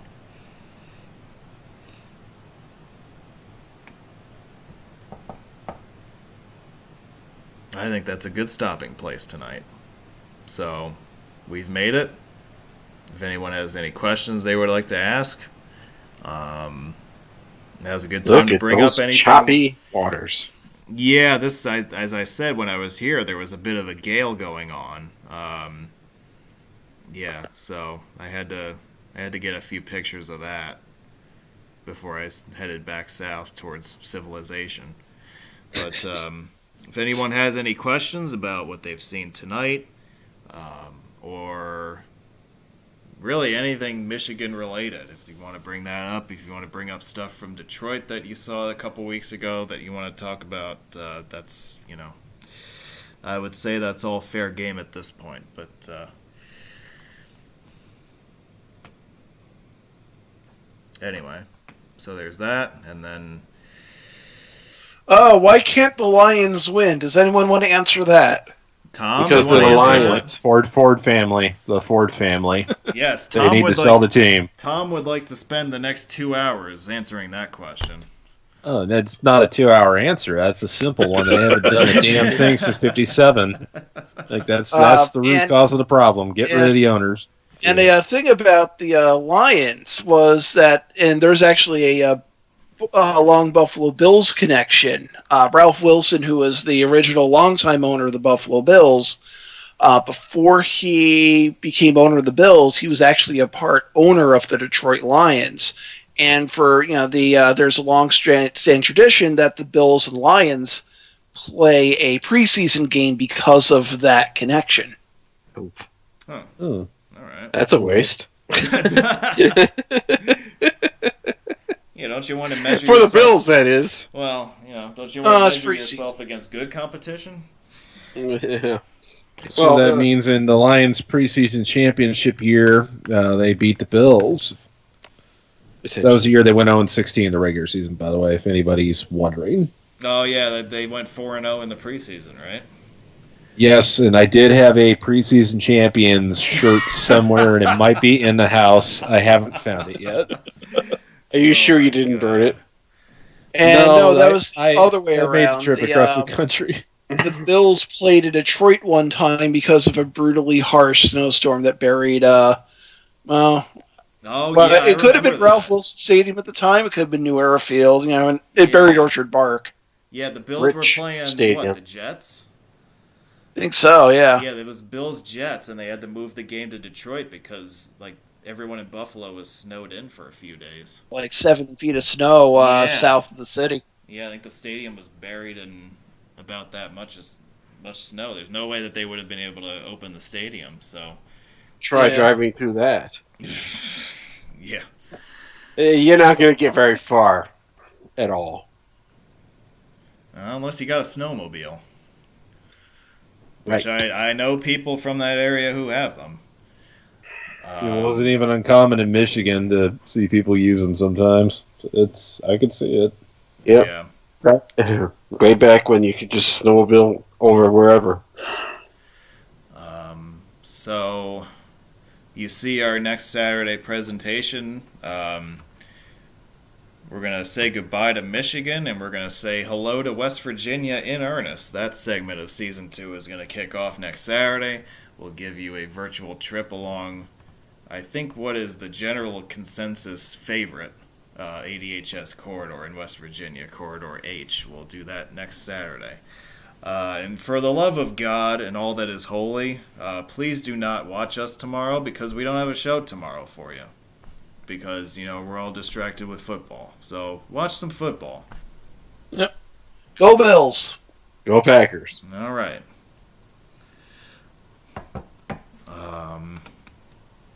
Okay. I don't think I saw anything else come up in the... I don't think anybody else had any questions. I didn't see anything else come up that wasn't answered elsewhere. But somebody asked about US 31, and Steve answered it. Okay. Yeah. All right. Let's kick off. Take a tour. Let's kick off the video. I'm going to start this video and then step out for a couple minutes. I'm going to start this video and then I'm going to mute the sound because I forgot to do it before. But okay, here we go. Tisk tisk. All right. Now. So that's what I heard. Here we go. Now. 196 through Grand Rapids. I think that's a good place to start off tonight. I'm going to step out for a couple minutes, so you guys take over for a little bit. They spell out Grand Rapids here. It's an odd one here. Mm-hmm. They just wanted to make sure it's not Good Rapids, that's for sure. Or God Rapids. Yeah. Or, Great Rapids. Yeah, this was definitely under construction at the time that he went through. I was through there myself about a couple months earlier, I think. He was there through Labor Day weekend. I was there in beginning of August. I have no idea what they're trying to do with the construction here. Just basically rebuild an interchange, it looks like. yeah. But yeah, see, 70 in the outskirts of town. You see that a lot in Michigan from in well, I town, think- like In like town. middle, in town, a lot of times. Yes. They don't care about freeways. They actually do it right where population does not factor in speed limits because you're on a freeway. People are not going to be crossing it. Yeah, and I remember I was in high school when that was starting to change. Some of the urban speed limits were still 55, and more or less the story will kind of make sense once we get to the 127 video. But yeah, like even stuff like that, I just remember when they bumped it up to 65 and 70, it was like, wow, we're really going to do this? It was one of the first Midwest states to really open that up. That's the only right now. Everybody else has got their set rules for doing things. I mean, Wisconsin has 70 on the interstates going around Madison, yes, and around most of their cities. Illinois has 70 going around some cities like Peoria and Bloomington normal, yes. But it's like Having on the Skyway in Chicago, the Skyway should be 70. yeah, good luck with that one. Yeah, I know there's a whole lot of things behind that, but like there's just nobody ever on that road. Nope. And last time I was on 294, around Chicago. Well, everyone was driving at least 80. So, Yes. Yeah. but and it's the not fact- signed as 80. Yeah, it's signed as 55, which if you run into people that are going 55, they're the ones that are causing the problems. Now, And this they're is probably one of- not from Chicago. Yep, and this is one of the premier views of the Grand Rapids skyline as you're coming along I-96. Not the only view, obviously, because you got the 130, the U.S. route here, plus Phantom 296, and two-way exit right there. Grand Rapids actually has a pretty skyline in general. I think it's pretty underrated, I think. Yeah. Mm-hmm. Well, it is Michigan's second largest city, so. Yes. Kind of reminded me of Hartford, Connecticut at one point. I was just in Hartford on Monday. Actually, so. Lake you were in Michigan. Hartford? Yeah, I drove through Hartford. I spent my Martin Luther King Day clinching routes in Connecticut, clinching some of the few state routes I need in Connecticut. Oh, all right. I have like a couple left, and then that's it. Yeah, see, I keep forgetting that some of you people have that as a holiday. And I'm not one of those people. But that's okay. Yeah. I needed the 4-day weekend too, but for other reasons, I will not stay on air. No, that's understandable. Yep. So by the time this winter's done, I should have finished clinching the state routes in Connecticut and New Jersey. How much do you still have left in Connecticut now? Like a handful of routes around Hartford, actually. Oh, all right. So you took care of everything down by like Stamford and Yeah, like east? over the things I had left. I had a cluster around like Bridgeport and Ansonia. I had a few around some mileage around Norwich and like a couple of those really long north-south ones that are east of New Haven. Yeah. Okay. But that was it. And a lot of stuff I drove when I was, like back when I was doing Connecticut State Route Ends back in the 2000s, got some more mileage in the early 2010s. but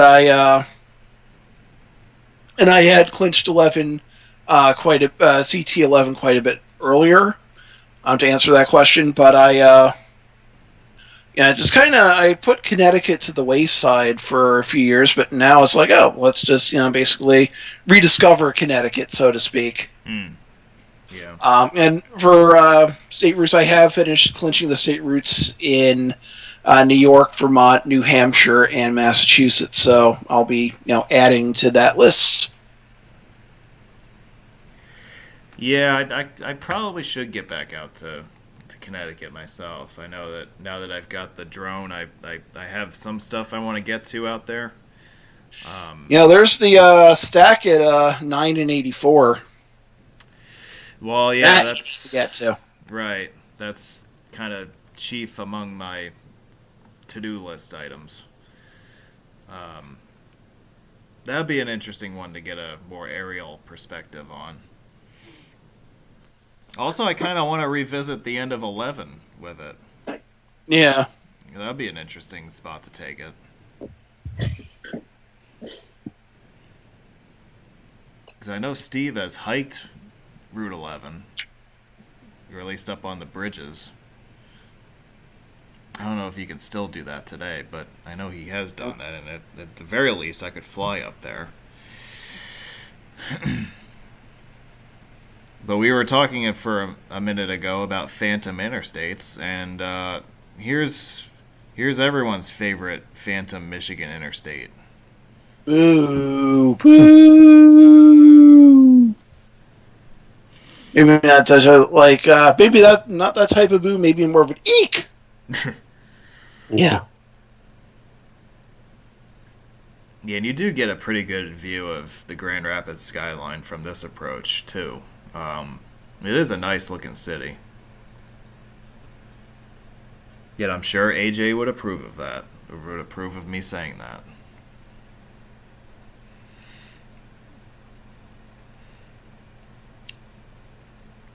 Kind of get a nice separation in the grade because of the Grand River just kind of like being right in the middle of everything right there with downtown. So there's good sight lines. There's your wings. Yep.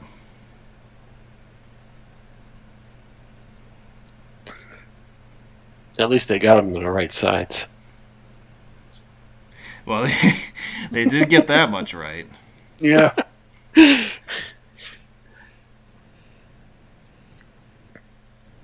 But yeah, it's like you're coming up here and you see this skyline that has about the same number of buildings as Cleveland. Come see both of our buildings. Fun times in Grand Rapids today. Still GD Rapids. Good Rapids. Good Rapids.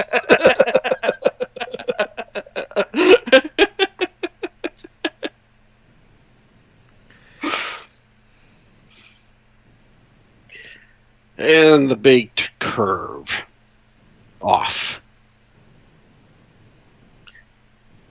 That overpass there, just cross the other side of 296. Come see our Meyer Gardens. I don't know what else is in Grand Rapids. Come see AJ. Yeah.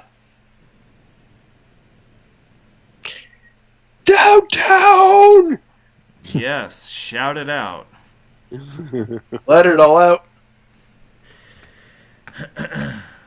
Apparently Grand Rapids passed 200,000 people. I didn't even realize it was that big. Yeah, I didn't think it was that big, but rolling up on it, I was like, damn, this is a much bigger town than I was prepared for. That is a bigger gap between 1 and 2 than what Wisconsin has with Madison and Milwaukee. Madison has been the fast-growing city for quite a while Milwaukee has been sitting pretty at high 500,000. Yeah, Detroit's been definitely plummeting since 1950.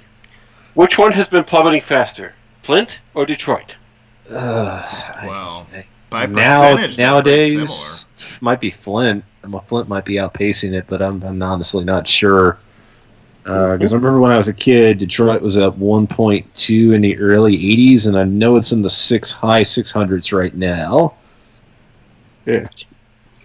Yeah. And the Dead Man's Curve of Grand Rapids. Yeah, this is fun. Yeah. East 196, keep right. Yeah, we're crossing over the Grand River here, aren't we? Yeah. Grand. Yeah. Just, Good river. Yeah, so here's the interchange of death, where you have exits on the left and the right. You'll have merges on the left and the right, and we're crossing over the opposing direction of freeway.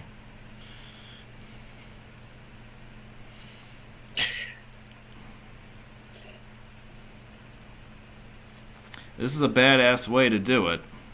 I would not encourage engineers to try this nowadays. I'm sure that they wouldn't be able to get away with it, but There is no way this is MUTCD compliant. yeah, there's no way that this is PE compliant, Yeah. at least by today's standards. Or common sense compliant. Yeah.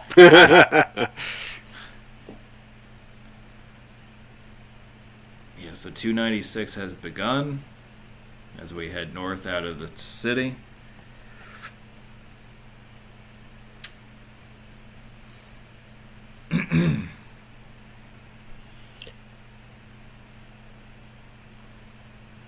Doug, what's your next podcast episode going to be? Oh, I'm thinking of doing a podcast on Oregon. Like Fresh Drives Oregon edition? Yeah, just do a nice overview of Oregon. I think I'm gonna also want to start basically doing some podcasts on individual highways, Okay. and then I think at least that's going to be my next solo one. I hoping to get some discussions on certain topics. Bring in possible guests and what have you.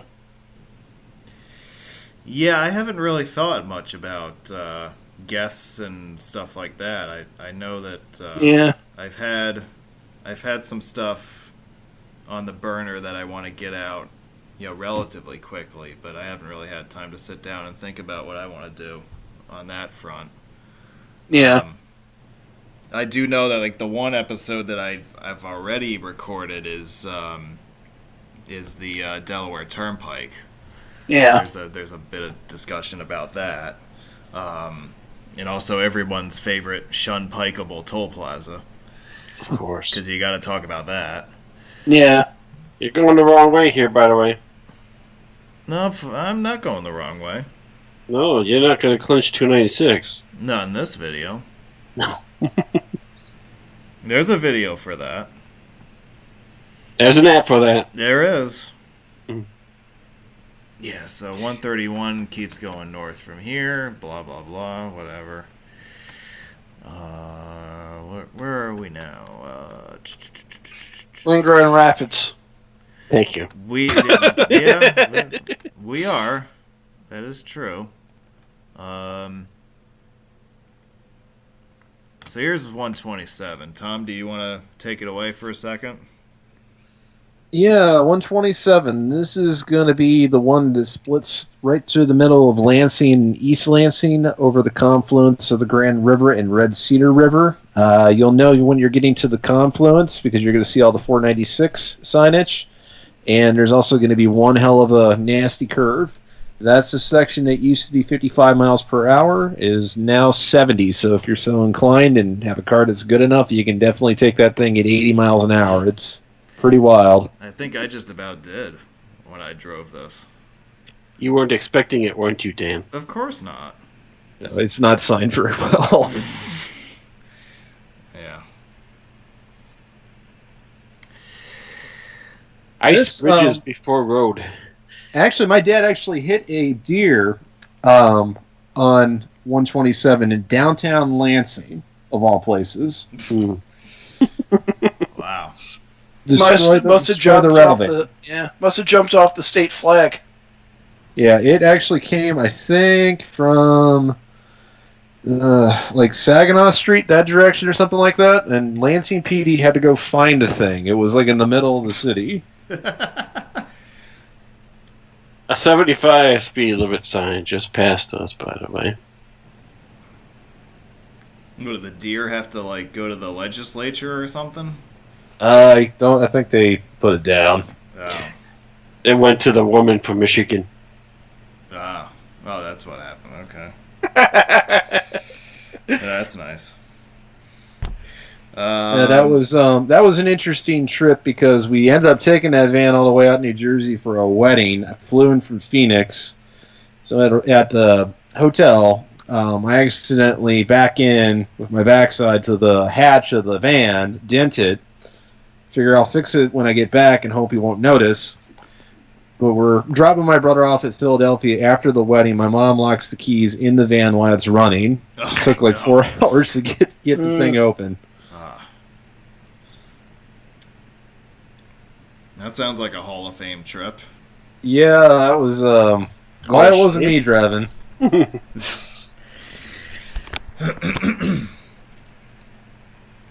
But Tom, this is pretty much your stomping grounds, right? As a youngster. This is everywhere I would have been commuting around high school right before I moved to Phoenix.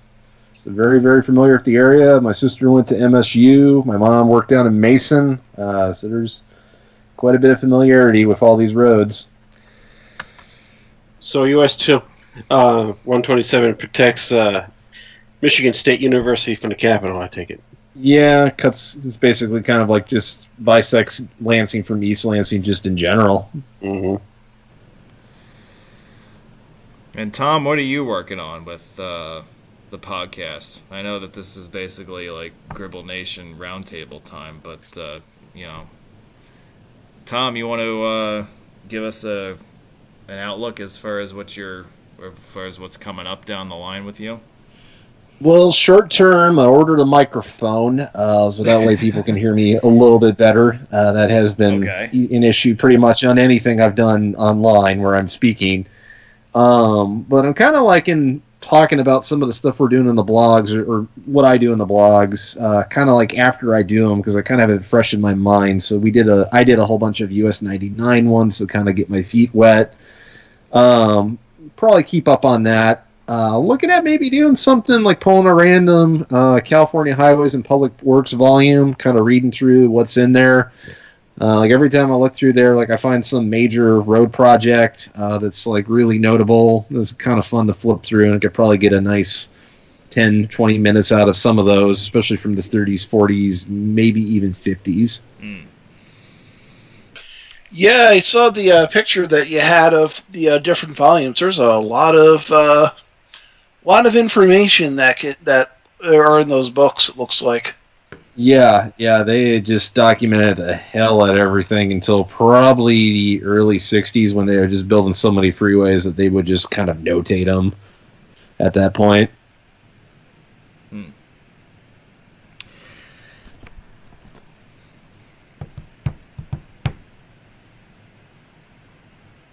Does anybody want to take a guess as to what Adam is working on? Don't rely on me.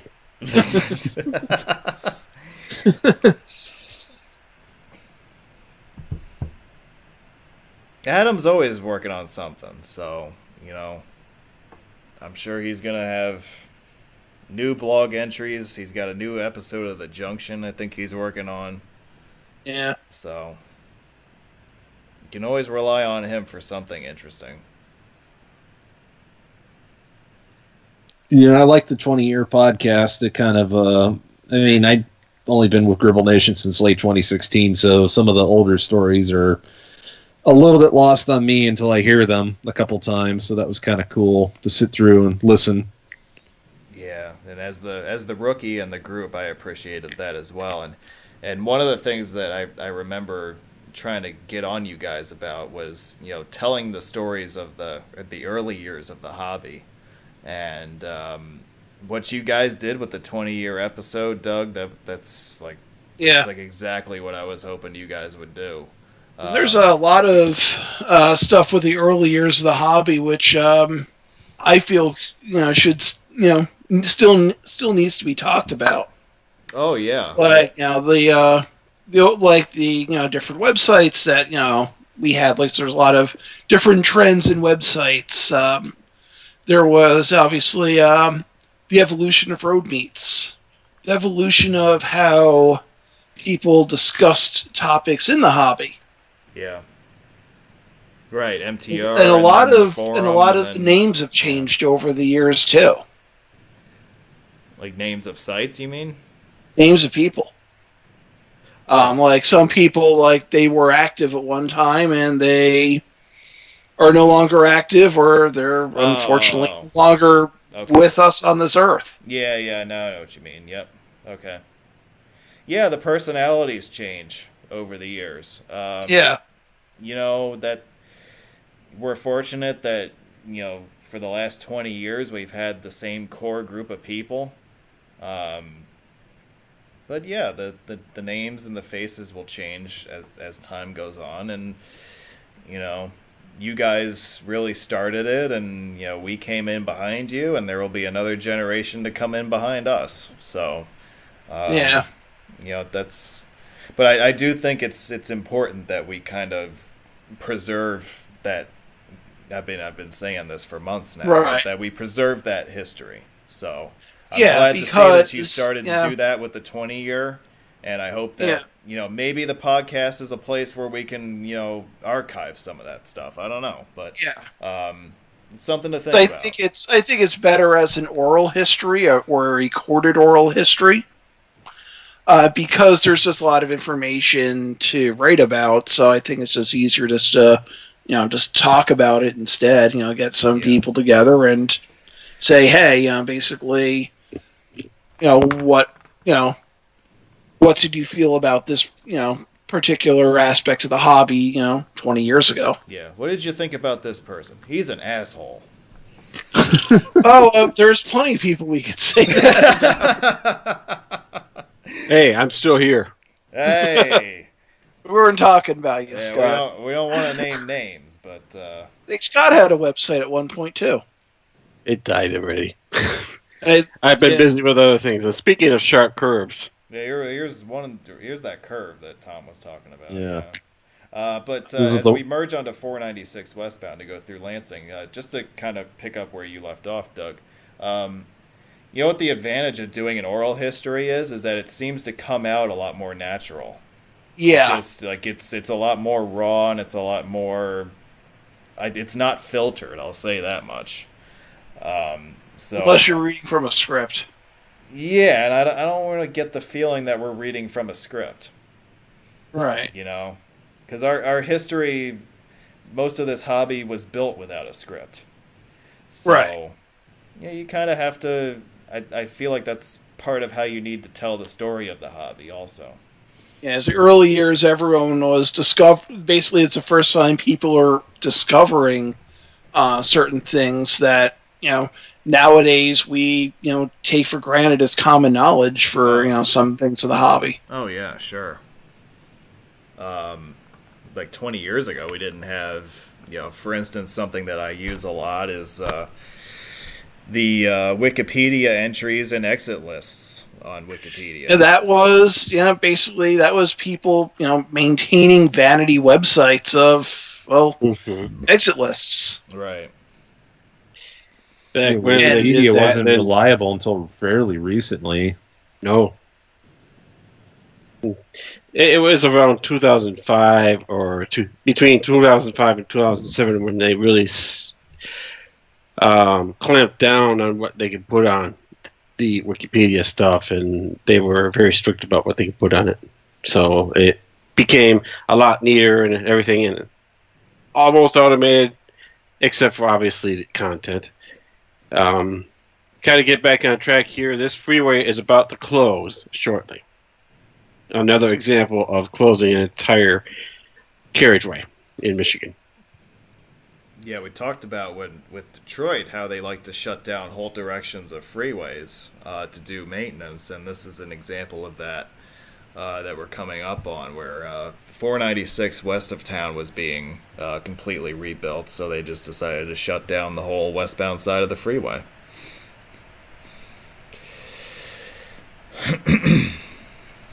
At least they got the duplication in that area. That usually isn't too hectic versus 96.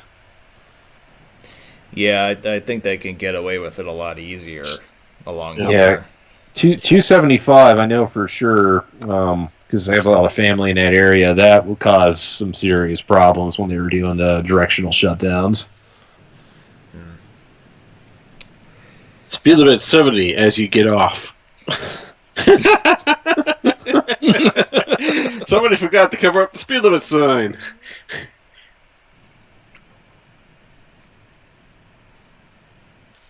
Well, officer, it said 70. Yeah. And Not by my radar. Okay, time to get off of the freeway. But I'm gonna go straight ahead. Yeah, so I was able to drive the full length of 496 in the other direction, in the eastbound direction, because that wasn't closed. But this is as far as I could go in the westbound direction. And this is right around when I tried to start to follow business routes around Lansing, and I just got really freaking irritated. Yeah, you noticed? I tried the same thing a month before you, and it's like, where are we going here? The with 96's business route, it incorporates part of old US 16 and old US 27. With 69's, it actually, I think it follows like old M78 or something like that. It's very odd. Yeah. Then they cross over in downtown, so yeah, you get that dyslexia going. Yeah. They do. Like at that point, it's like some Eighth Amendment cruel and unusual punishment BS. With like, it's bad enough you got the mainline interstates that are backwards dyslexic, and then you've got the business routes that are backwards, and then they cross over each other, and it's just holy crap. And not consistently signed. Well, you better not be trying to follow them. You'd be better off just having knowledge of former U.S. routes and trying to follow that signage. Yeah. Mm-hmm.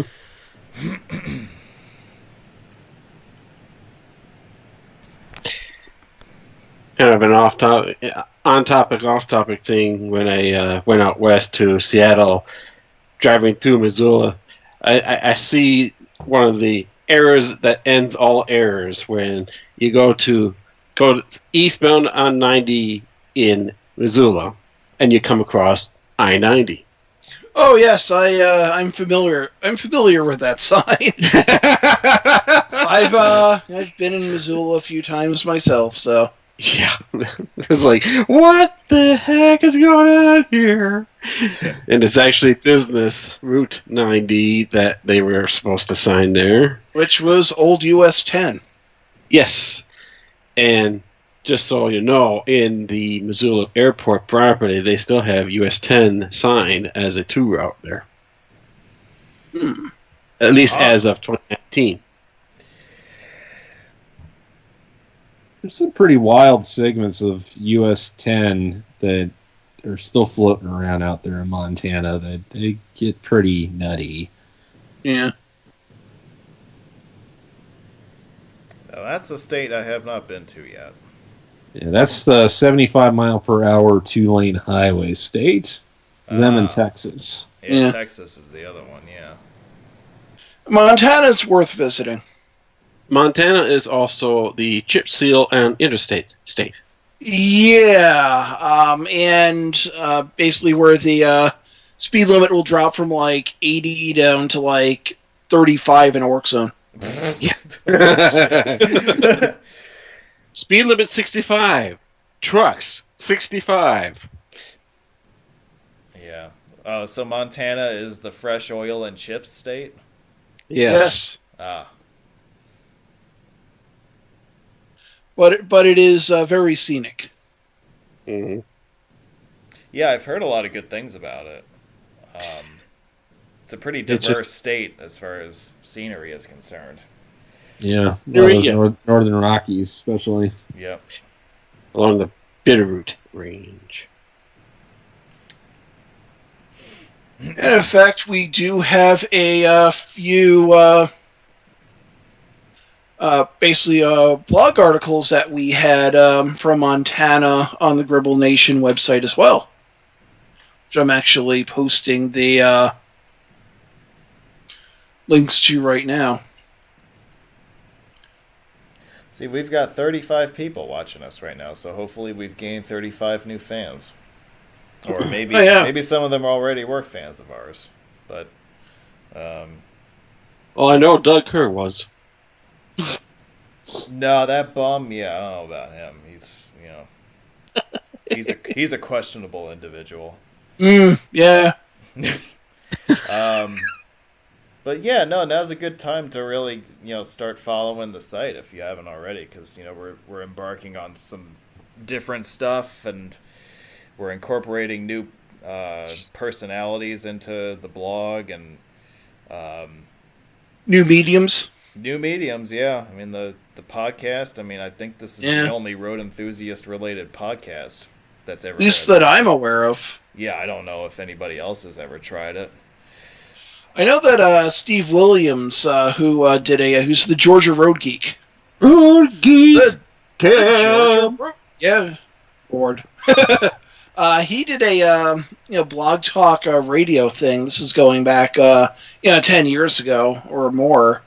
But he did he did videos. He did a blog. He did like kind of like a talk show, and he did that for a little while. But he's the only other person who I could really think of that has really, tried. Well, I'm not even sure if we could really called it a podcast at the time. He just kind of had like a talk show. So it was like a Almost. talk show related to roads? Is that what it was? Kinda, sort of. It was on Blog Talk Radio, Oh. which is a website. I want to say Daniel might have a podcast, but I don't think it's completely road oriented. That's California Highways. Yeah, he has a lot of interests, which he's quite the subject matter expert on. There's a lot of stuff. I know he follows the theater scene out in LA as well. Yeah, he's into a lot of diverse topics. Yeah. Mackinac, brr. Like today, it felt brr. Yes, it did, especially at 5 a.m. this morning as the wind was starting to howl down in the Bronx. I can't tell if it's snowing out there right now or not, but it was coming up on me. I normally would have taken a hike today or something like that, but no, it was definitely not a good day to spend outside. Yeah, I'd agree with that. It was not drone flying weather. No, it wasn't. It was put something in the crock pot and let it cook all day weather. Yes. I went and ran in the Or rain in the this case of a morning. software engineer, it was good programming weather. Yeah. Yeah, we our winter has been incredibly dry thus far in California, and it started pretty much today, and it's going to go for at least the next week and a half, it looks like. So I went out for a run today thinking, like, okay, I'll just get a small run in. I get midway through, and it's just an absolute downpour. Oof. Like Florida-type rain. Well, California can be like that, I've Yeah. noticed. Where Yeah, seasonal. Yeah, that's seasonal If rain. you get like that the comes in. Pineapple Express or something like that. Yeah, Mhm. yeah. Yeah. I've been caught up in a few of those myself.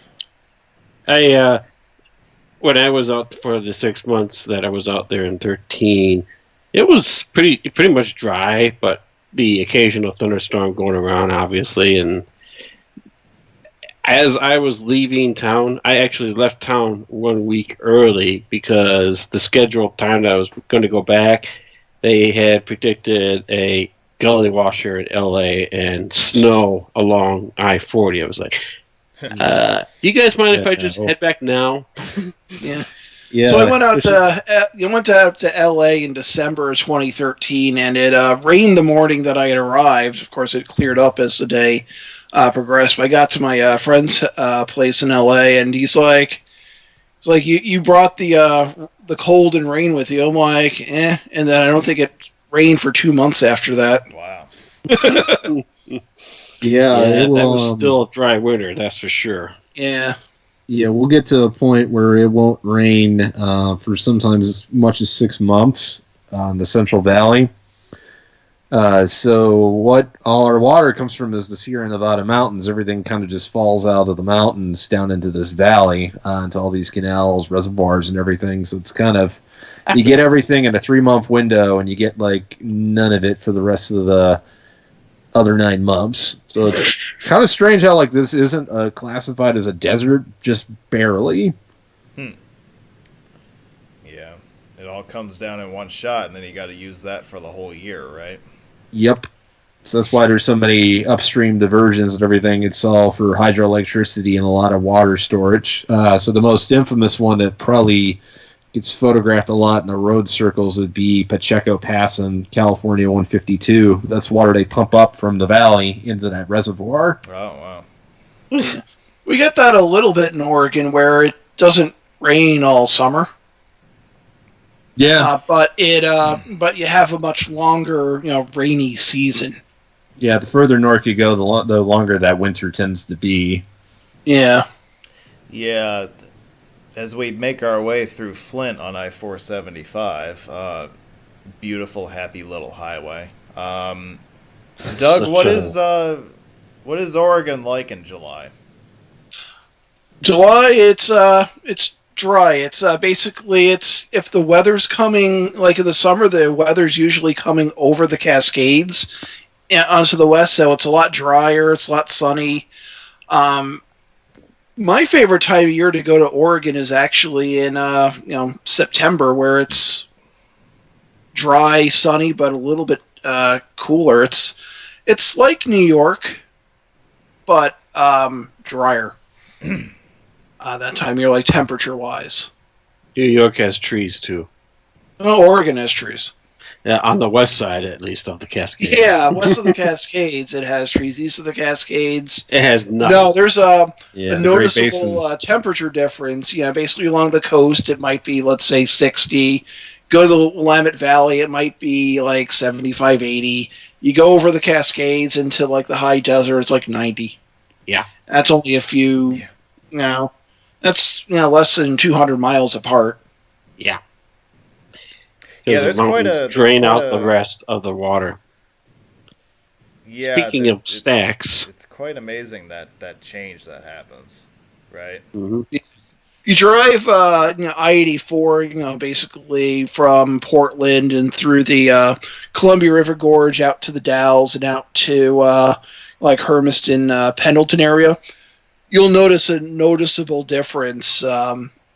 Actually, I think you really notice it a lot, going between Cascade Locks, where I recently wrote an article about the Bridge of the Gods on the on the blog.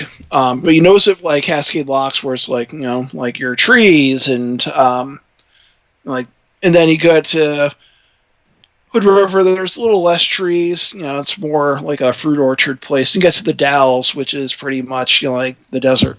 And that's only like a difference of like 40 miles or so. Wow. Yes. That'd be a heck of a virtual tour episode. Hint, hint. Yeah.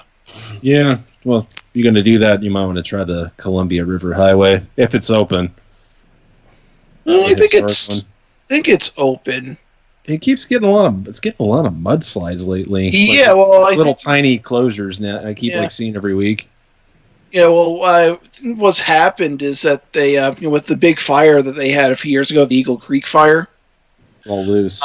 That has made things a lot loose, and they've reopened a lot of the trails there. Actually, just recently, after being closed for a few years. But And then, of course, they had the wildfires out there, back in September. Basically, a lot of times going from like Salem to the east, you'll go take Highway 22 out, basically, and then over to the Saginaw Pass on US 20. But there was all those fires through what they call the Saginaw Canyon on 22, and I remember being lush and green. And the last time I went, last year when I went through. Going east, I went there at the end of August, and like a week later, there was that devastating wildfire. And then I drove back through again on towards the end of October, and basically you could see where a lot of the fire damage had happened. Went through Detroit, Oregon, which basically the wildfire leveled. It was very very interesting to see that. Detroit, Michigan didn't want any competition. Yeah.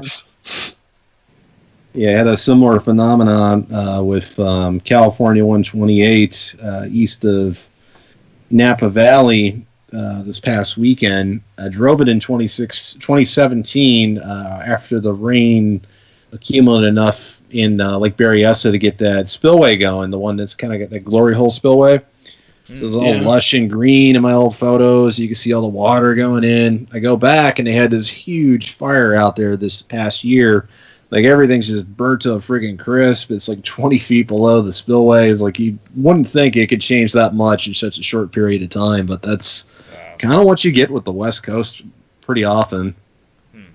Extremes. Yeah. Like the being filled up and then empty the next year. Yeah. Plus on fire.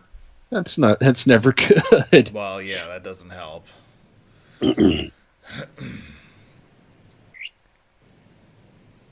But yeah, just the contrasts, between places as you go, over a distance of say 100 miles.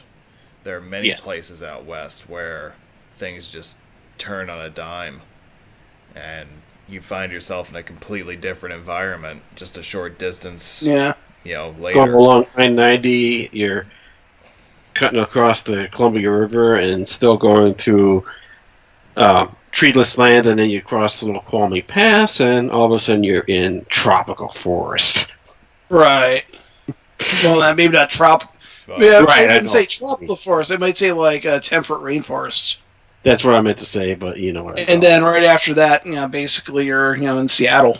Yeah. Very quickly. Very quickly, you're going from tree, Seattle! Yeah.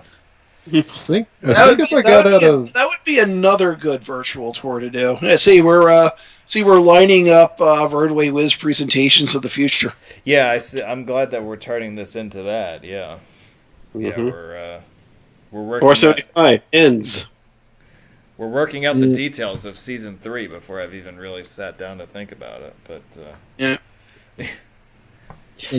I'm looking at the map right now with where I live in Fresno. I think it's actually less than 100 miles if I walked across the Sierra Nevada mountains to Owens Valley. So basically I could go from something like just this flat, boring valley that I'm in to mountains over 12,000 feet high to a desert in 100 miles.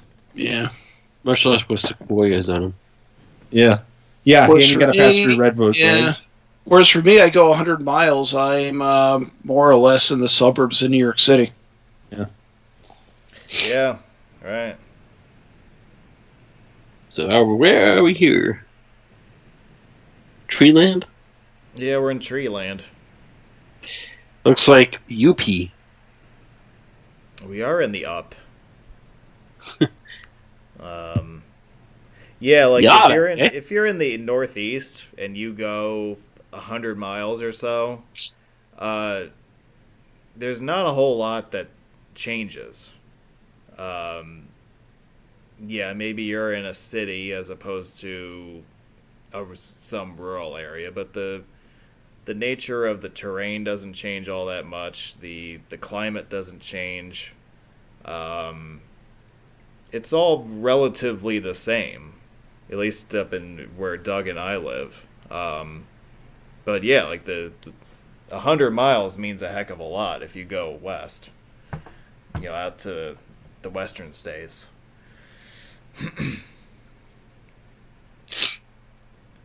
Oh, One look. of my favorites, when I lived in Phoenix in particular, was I-17, which, Yes. is, in my opinion, is the most underrated scenic interstate in the entire country. Like, you get out of Phoenix and head north, like, you're all of a sudden leaving the Sonoran Desert, you're in just this giant ponderosa pine forest by the time you get to Flagstaff, and it's only a 2-hour drive.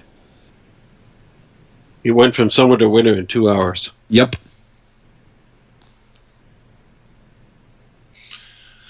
I remember when I went to Flagstaff, and it was very windy. It was a very windy night there.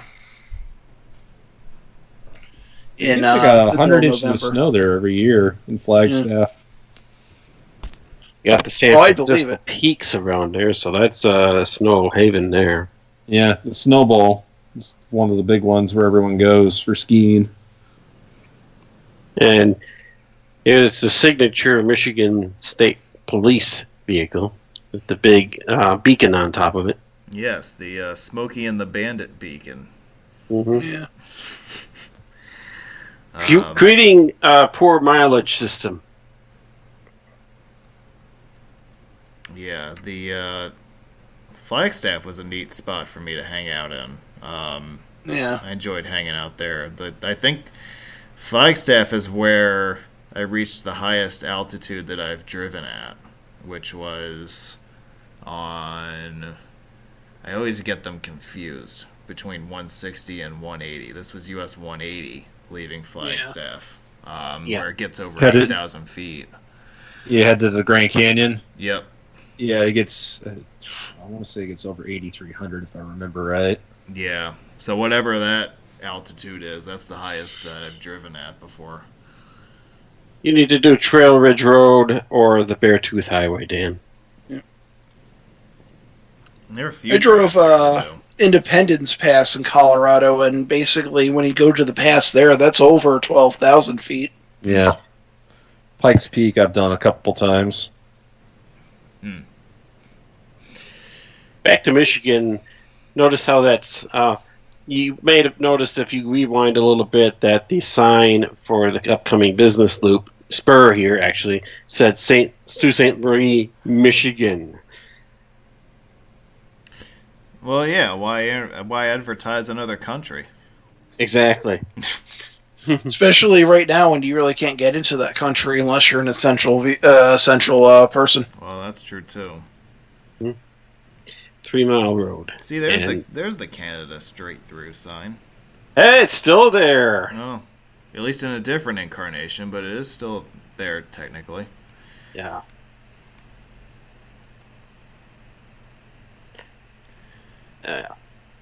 Just in Yes. Clearview now. Yeah. But in 2016, I documented the southern terminus of I-75, and I got around to documenting the northern terminus here in September last year. In Miami? Whatever the hell municipality that is, where it ends. I Yep. think it's technically in the city. No, Fair. actually, it's It's in... just outside the limit. Like, Yeah, Miami's not that big as the city itself. The metro area is huge. Yeah. I think it's like Miami Gardens, perhaps, close to that. yeah, Miami Gardens rings a bell for some reason. Give me 2 minutes. Yeah, well, yeah, just Google it. Something. Miami Lakes. Miami Lakes, okay. Yeah.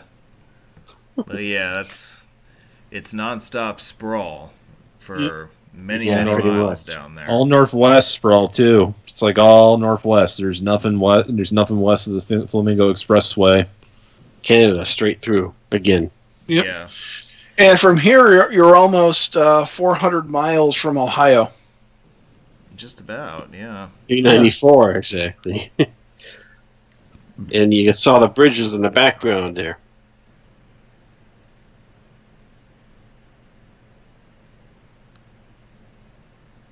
Yep. So the last U.S. exit at this end of the highway. Yes, before fair. Yet they call it a toll plaza, which is interesting. Customs Toll Plaza. Now, how did you get around here? Well, you can just turn around in the median.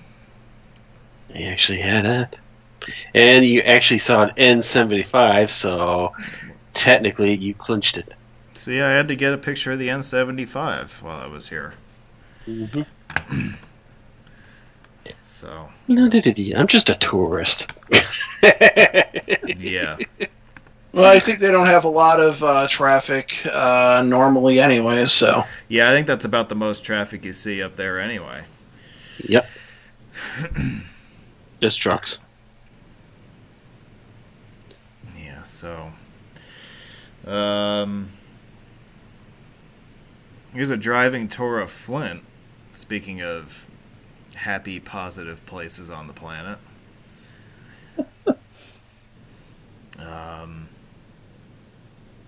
I do like these little archways that cross over the road. You know, like they kind of look like sign gantries, but I don't know what they're there for. They look like the entry into Indiana. Yeah. Yeah, yeah. But they look cool, at least. No Yeah, Chris we got a- Hotel nearby.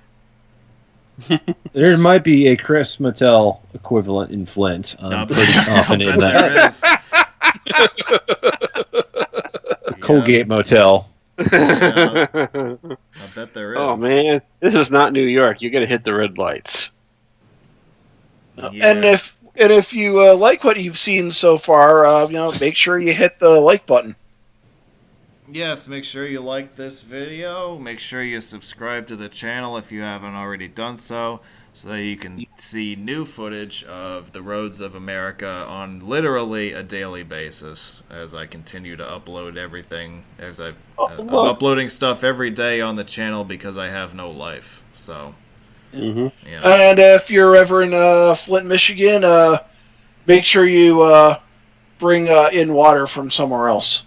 Yes, and a bulletproof vest. I think, yeah. Well, they're still dealing with bottled water and all sorts of stuff down there. Who knows when that's going to happen. And Koala 1203 has sent in a super chat. Thank you very much for watching us from Troy, Michigan. Is that the big Beaver exit? I believe it is. Is it? I'm pretty sure it is. 75. Yeah, I'm still a novice at my Michigan towns and their locations and stuff like that. But That one's notable for reasons. yeah. It's I'm at least familiar with that one. Well, I know that Michigan, a lot of the towns are, basically, because a lot of the people came from, settled in Michigan were from upstate New York. So you get a lot of place names from upstate New York, like Flint's in Genesee County. Of course, there's Genesee. Clinton County, where I lived in DeWitt. Clinton DeWitt. Went DeWitt, Clinton. Yeah, yes.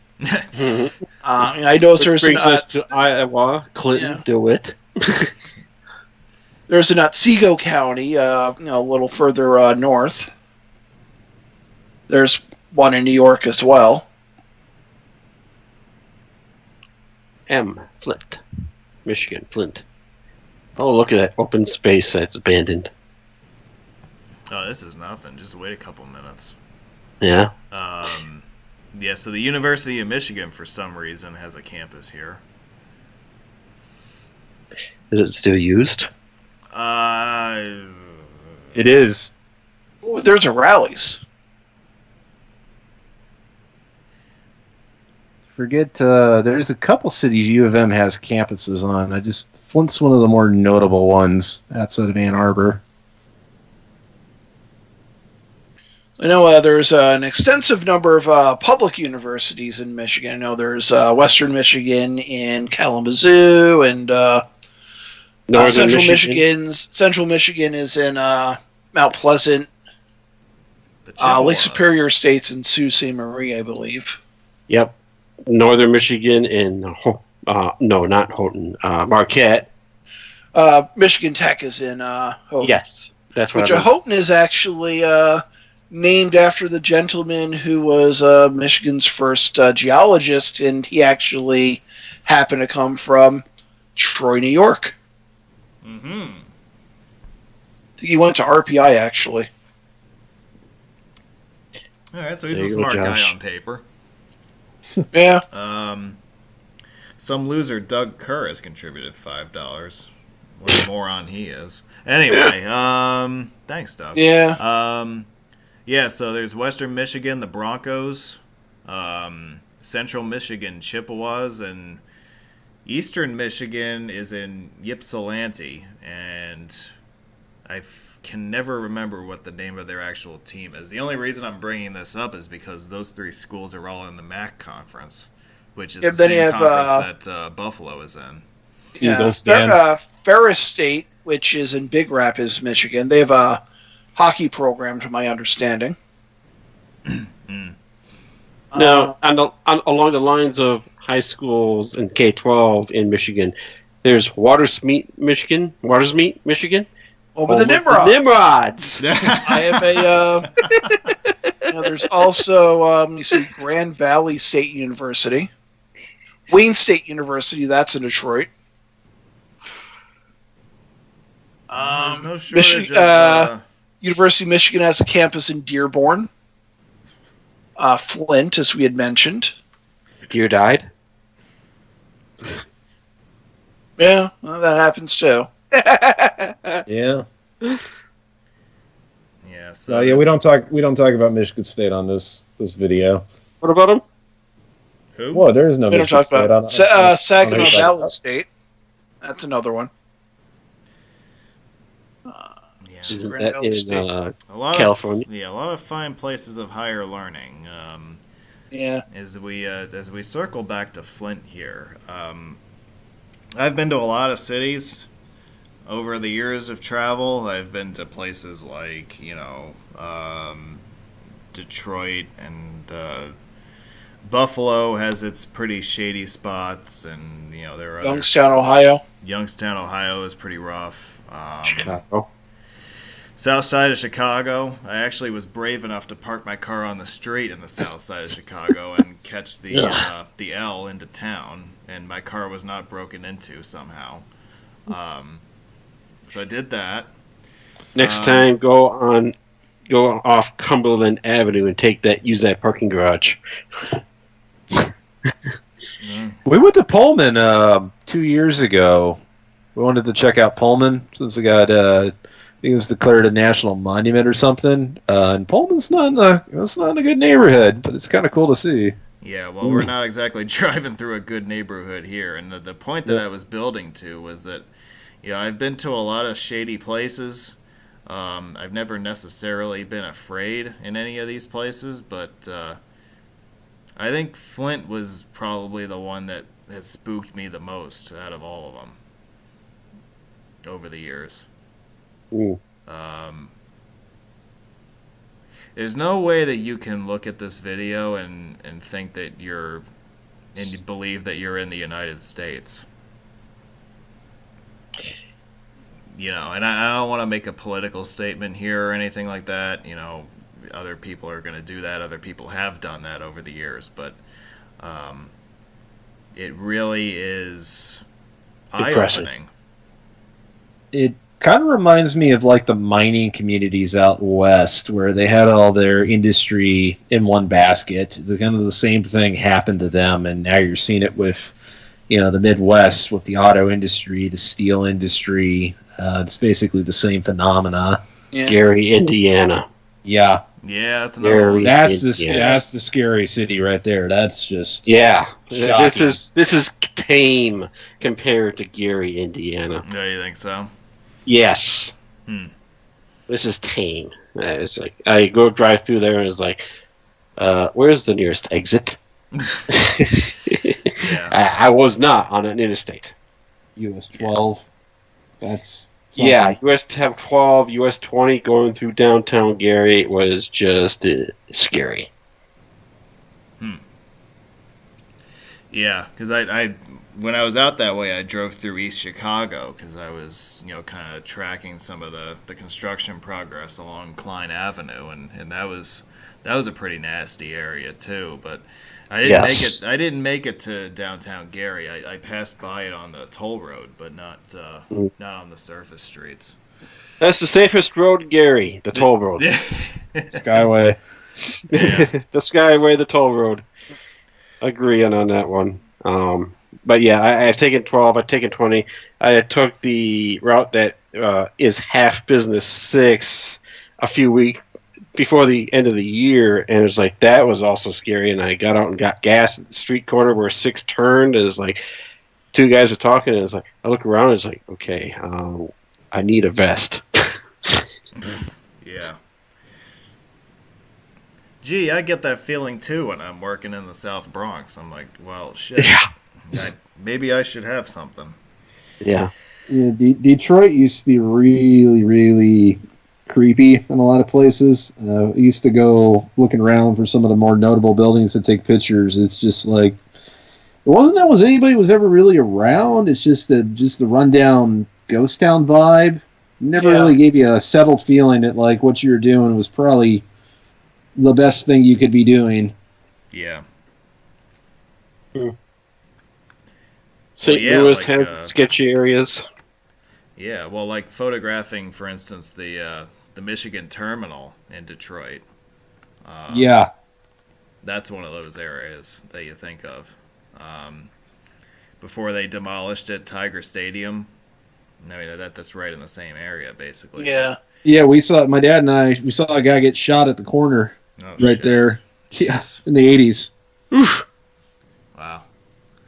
Yeah, just gunned it on the interstate and got the hell out of there. Yeah, it was very bad place, that part of the city. Yep. Yeah, I remember trying to find Tiger Stadium or the remnants thereof one of the times I was in Detroit. They actually cleaned it up and made it like a park. So like the field's there now, but it wasn't until a couple of years ago. So that's kind of cleaned up a little bit. This I was looking for it in 2012. Yeah, that's when it was a complete mess. Let Dan talk. I think he wants to speak. Well, I got one more video for you guys tonight, and we're gonna turn away from the happy discussions that we were having about, absolute urban disasters, and we're gonna focus on an engineering modern marvel. So I think this is a good way to end the night with a trip over the Mackinac Bridge. So please enjoy this trip from the Lower Peninsula to the Upper Peninsula. And in case you're wondering about the upload schedule for these videos, obviously as we're watching these previews, none of these videos currently are uploaded on YouTube. I am considering possibly uploading them at some point in 2021. We'll have to see what exactly I can come up with, but I'm going to do the best I can to make these Michigan videos a priority later this year. So whether that's in April or if it's in August, we'll have to see what happens. But I expect to put most, if not all, of what I collected in September of last year up on YouTube sometime this year.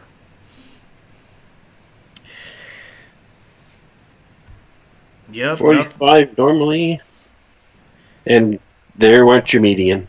Yep, no median and no shoulders. Perfect geometry for an interstate.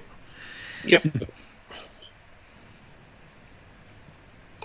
There's just no way that they could have made this thing conform to interstate standards. They would never can. They never will be able to. Yeah. I mean, it was built without the interstate in mind, so... Correct. Like, it was 27 that came across this road before, like Tom said before. Yep. Yeah, and I think if I remember right, like the design was already submitted and was partially in construction before any of the federal highway stuff was even enacted. Yeah, I think this design goes back to the 40s. I believe that's correct. Yeah. So, but yeah, I mean, even with its limitations, you know, it is. This is quite a cool bridge to drive across. It is. And also, you know, one thing we should mention that we didn't mention in the slideshow is that you have a partially open steel grate deck, which helps with the structure being able to handle wind loads. So if you're driving on the inside lanes like we are right now, you know, you can see straight down to the water below. And there is a service available. The Mackinac Bridge Authority does offer to drive people across the bridge in their cars, because this bridge just scares the you-know-what out of people. Kind of like the Bay Bridge in Maryland. Yeah, it's got a similar vibe. Yeah. Mm-hmm. Royal Gorge Bridge in Colorado. It's the only other bridge I've kind of gotten that same vibe from, with the steel grating. Yeah. But if you ever attend the bridge walk, you would be able to see this on a much more up-close level. That's where I got it from. I did the bridge walk one year. Oh, did you? Yeah, I haven't done that yet. Yeah. They canceled it last year. Yeah, I would have been in position to do it on this trip, but they didn't happen this year. That's okay. Maybe next year. Yeah. Maybe. Depending on how much things turn around. Yeah, I mean, it's still really a moving target, right? Yes. Yeah, I don't think anybody really knows what the end timeline is going to be, but we'll only know that we're out of it when we're out of it. Yeah. All you can say is, basically, do what you have to do to keep safe and keep up hope. I think we've done a good job of that. You know, We have in yes. this together. Our group that we've assembled since March, you know, and we've added a bunch of people along the way. You know, we've all done a really good job with that, and I think we will look back on this time as one of, you know, a lot of ingenuity and productivity. You know, when a lot of people would have said that we couldn't do something like this, but it's been great to just come together as a group and do all this stuff. And I wonder, you know, we're talking about the history of the hobby, and we're talking about stuff that's happened 20 years ago. And I like to think that what we're doing right now will be looked back on 20 years from now rather positively. All right. I won't be the person to judge it, because it won't be my place. That'll be the next generation who comes along. But I like to think that they will see what we've done right now, and they'll be like, you know what, those guys, they weren't so bad. They had a good idea, and they were able to get through a pretty tough time in some pretty unique ways. So, well, as we roll up to the toll plaza, Fair Plaza. or whatever you'd like to call it, that's going to bring this video to an end. I'd like to thank Scott and Doug and Tom, who were members of the live chat tonight. The pleasure was ours. Yeah, Yes. It's good to have you with us. It's always good to hear from you guys, and always good to know what you guys are planning as far as you know, the blog and the podcast and all that stuff. So I hope you had a map pass here. of course I did. So there's that, and then as we reach the Upper Peninsula, I think we're going to sign off for the night. Guys, do you have anything else you want to bring up before we sign off? I have nothing. No, we're good. Good here too. All right. Well, it was great having you guys with us, and look forward to hearing from you guys again. I want to thank everybody who has watched the last 3 weeks with our Michigan coverage. That's going to put a bow on our Michigan talk from Season 2. we'll be right back here next Saturday. We'll be picking up where we left off with West Virginia. Really looking forward to that. Hope you can join us for that starting next Saturday. Again, no episode tomorrow because of football, so go watch the football. Do not go watch my YouTube channel because my YouTube channel is stupid. So go watch the Bills and the Packers. Go Bills! Super Bowl. Yep. Go Pack. And from all of us here at Roadway Wiz, thank you all very much for joining us, and we will see you next time.